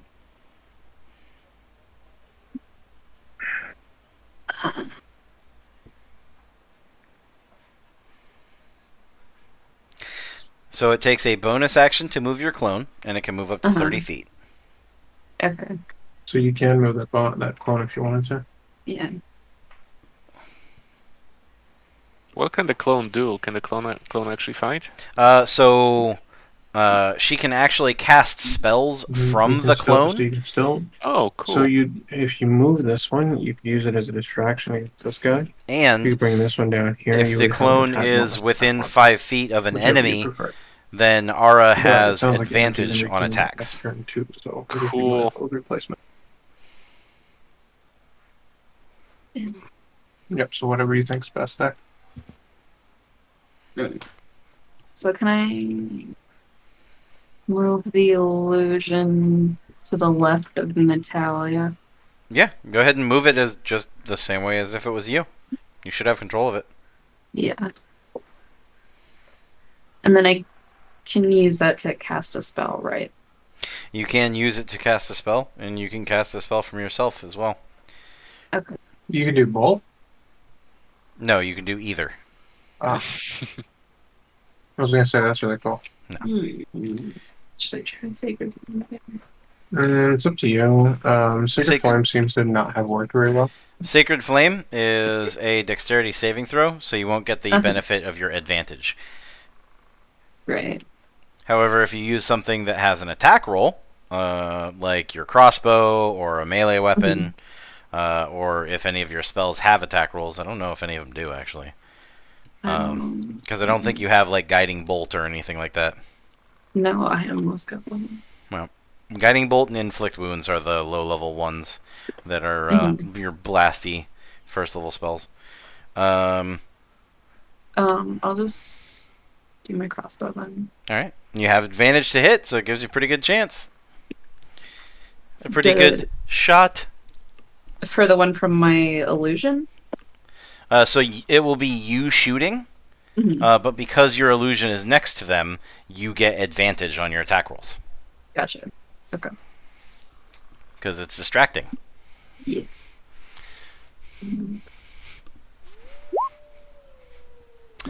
Unfortunately, that is a pair of low rolls, so neither of those is going to hit. Your crossbow bolt goes wide as you try to avoid hitting Natalia, forgetting that you all can fire through your illusion. It's odd seeing a second person out there. Do you want to do any movement or anything?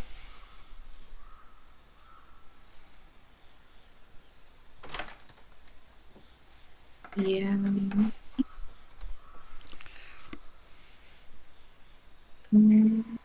Yeah. All right. And if I am not mistaken, that is Angela. Yes. Okay, so as was discussed, so Nat has got it. I'm gonna move over here.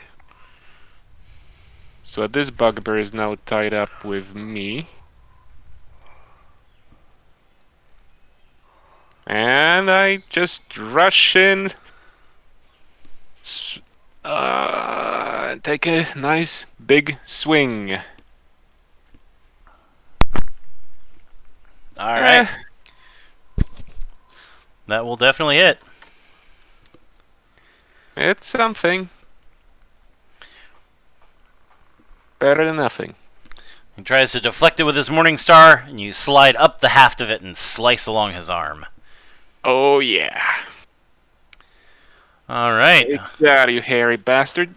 Bugbear turn. Hey, I resemble that remark. So the Bugbear is going to decide that he's lost 2 allies. Discretion is the better part of valor. And he is actually going to just dip. Did he remember to disengage? Hell no. He is dashing. So you can... Bethaniel and Angela can both take melee attacks if they would like. Okay. Yep, Yes. Yes. We very much would. That is a hit. Good.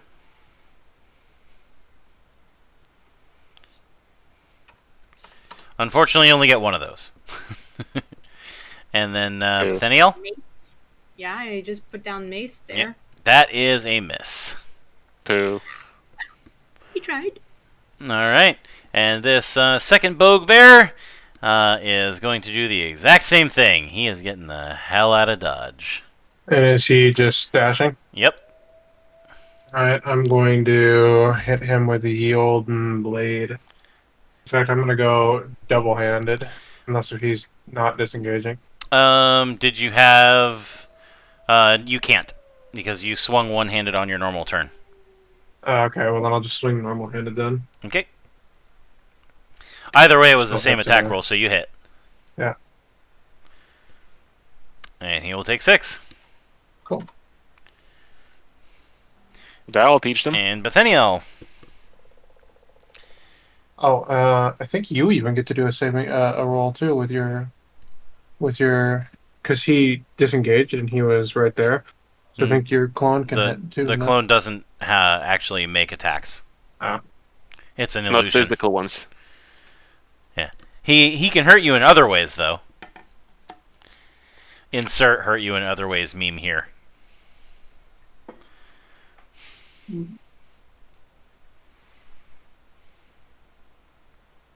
Okay, question. So, this one that ran away from me, did it get hit earlier? Yeah. It took some damage. Yep. And he got hit again just recently by Angela. Oh, as he was running. Oh, right. Oh, you know what? Just for good measure, Toll the Dead. Does he die today? Oh god. Oh, he is apparently not listening. He is not listening to that music. I do. It's what's the distance on Toll the Dead? I forget. It's 60 feet, and his 60 Yeah, feet. his He's da- 60 feet from me. yeah his dash is 60 feet, so he could not get further away from you than that with his last movement. Yeah, I just measured. He is 60 feet from me. Yep, but I rolled a 19 on my saving throw, so he made it. Sorry. Okay. Oh well, that's how the dice rolls. You preemptively rolled. Okay. Saves us time. Yes. All right. Are you gonna move God, or that was anything? sketchy. Does it make sense to pursue him?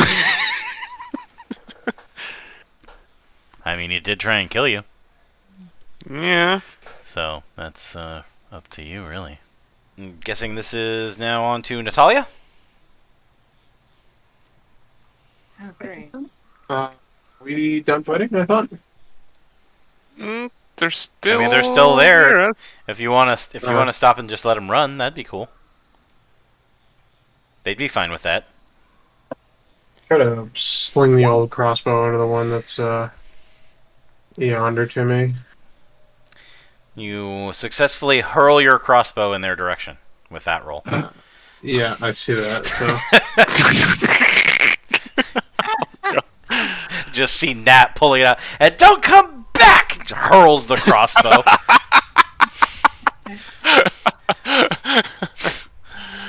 Oh god. All right. Anything else? No. Nope. All right. Ara. I don't know. I don't think I'm close enough to anything.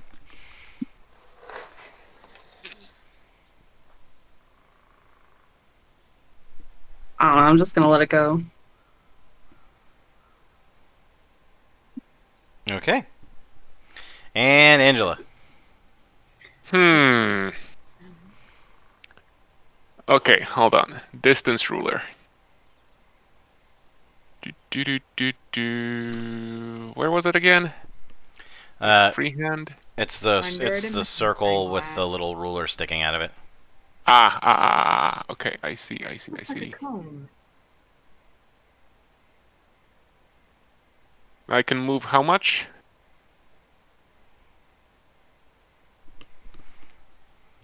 How much was my movement? With just a normal move is 30. 30. Okay. Huh.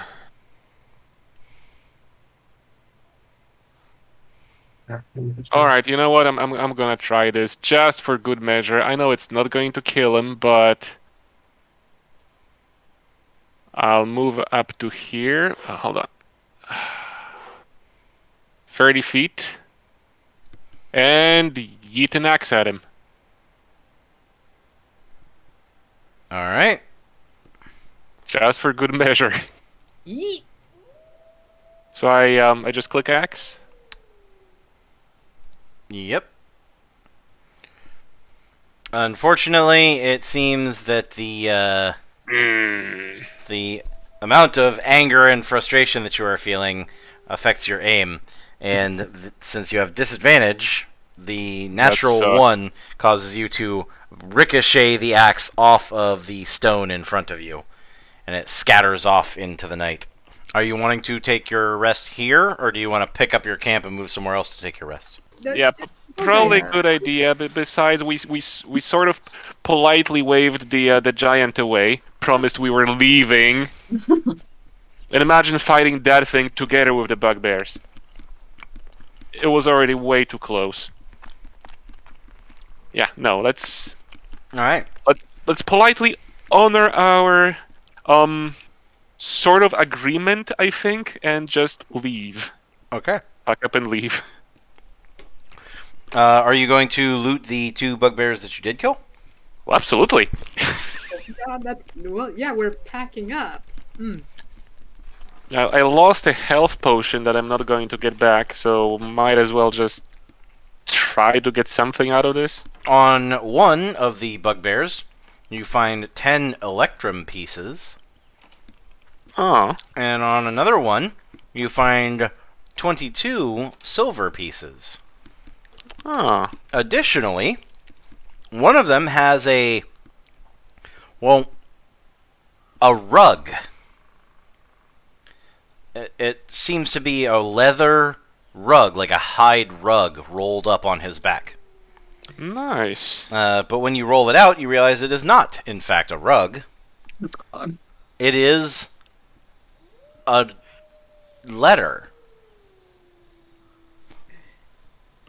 A letter? Yes.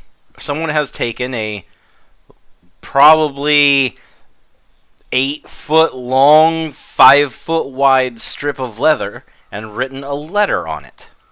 Wow. Can we read it? Let You can. It is in Broken Common. And it says, "Get food." And the food is spelled F-U-D.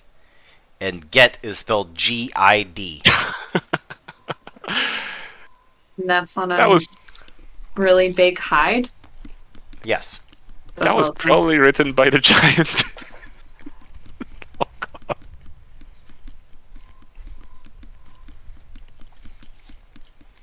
Yeah, those things were out to get food for him. Yeah, we should leave!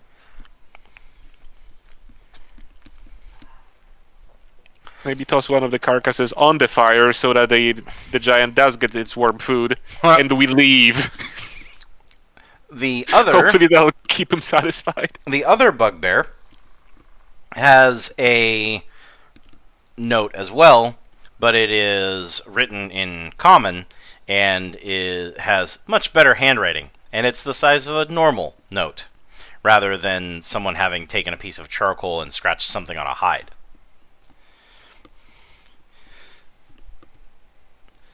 well, at least we got a piece of hide. The smaller note reads,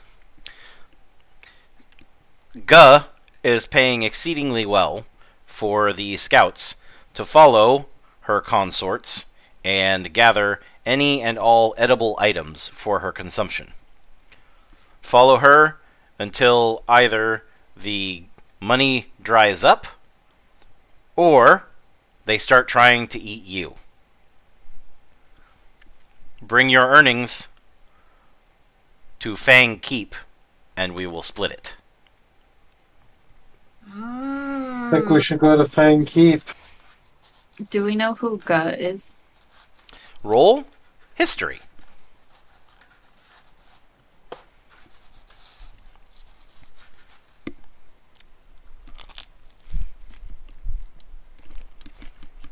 Nice.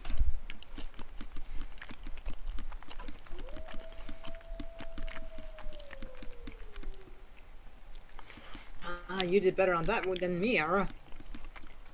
So Angela and Bethaniel both know that Guh is definitely a giant. You've Guh. heard of her. No Guh. Jeez.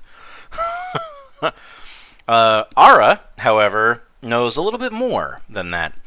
She knows not only is Guh a giant, she is in fact the queen of the hill giants and runs their, well, for lack of a better term, fortress dam? Several adventurers have attempted to deal with the giant problem, which has been rising in the north for some time. And Guh is at the top of the list of dangerous individuals. Oh boy.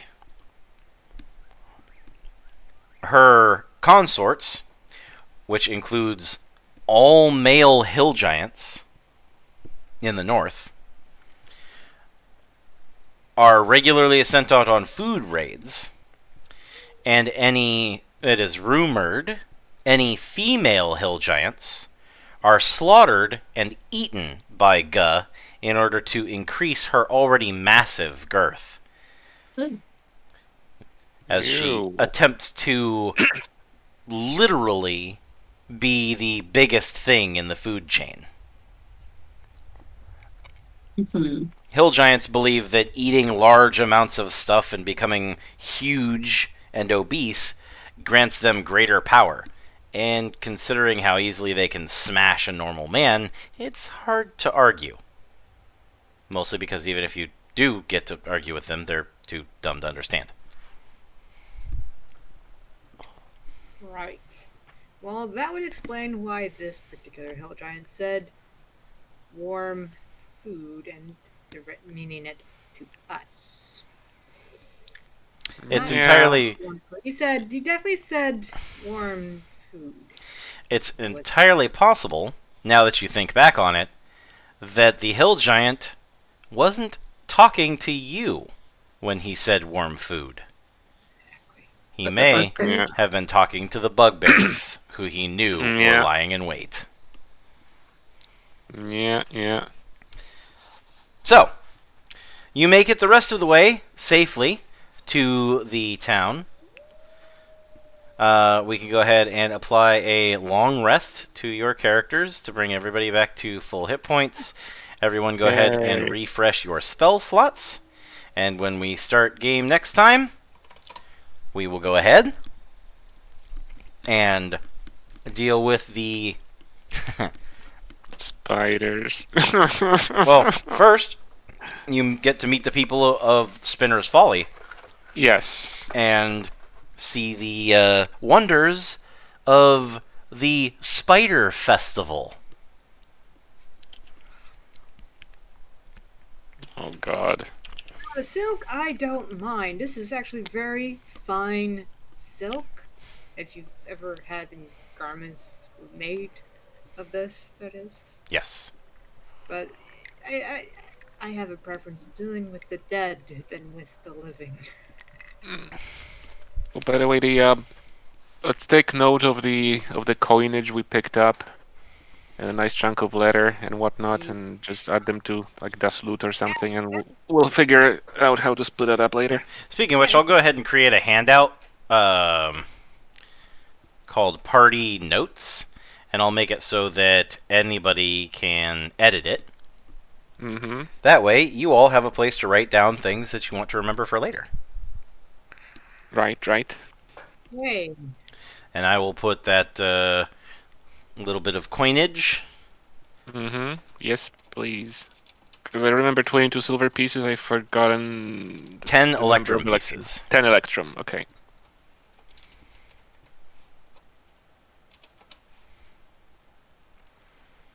Is now saved in Das Loot. Also, Yay. before we go, there's one last thing that I would like to do. Okay. It works like a charm in my other game, and I think that it would be a lot of fun for this game. Of course. Well, you are all going through the ruins and picking through the bodies of the bugbears that you were able to slay.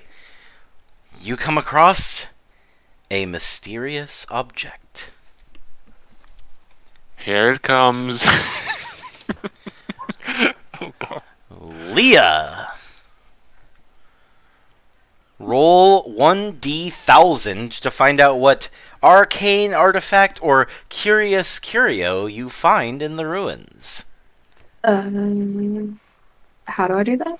/roll space 1d1000.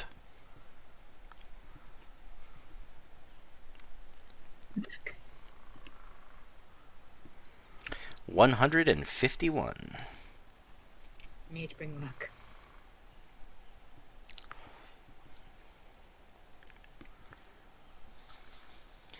All right. As you are climbing across the base of the statue, you slip on something, and it shimmers and bunches beneath your feet. When you pick it up, you find that you have acquired a heavy woolen cloak with a fine silver clasp. The cloak had blended in with the stonework where it had been laid. And when you pick it up, instead it takes on its normal, albeit strangely clean for being left in the outdoors, woolen appearance. The Cloak of Camouflage. Oh, nice. The fibers of this cloak slowly fade to match its surroundings, giving the user advantage on a stealth roll. That thing is cool. These cloaks were worn by the North City Rangers, a guild of adventurers responsible for patrolling the kingdom's heavily forested border. Most of these rangers lost their lives during the Uthgard uprising several years back, but sometimes their gear can still be found. Nice. Once you use the ability from this item, it cannot be used again until you take a short or long rest, but advantage on a stealth check is definitely nothing to thumb your nose at. So, who's been having difficulty with stealth? Well, she found it, so... Yeah.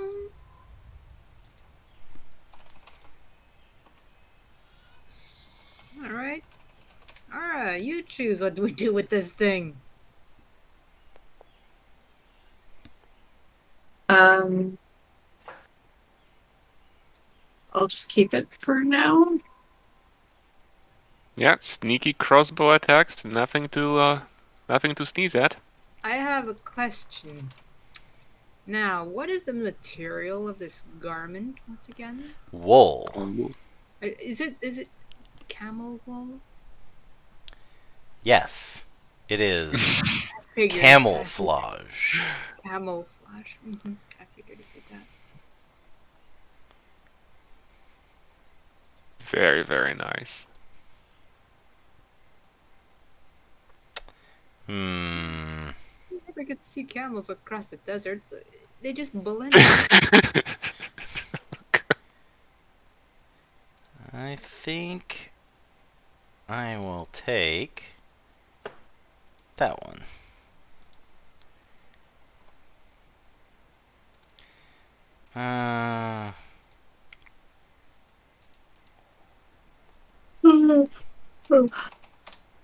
Alright.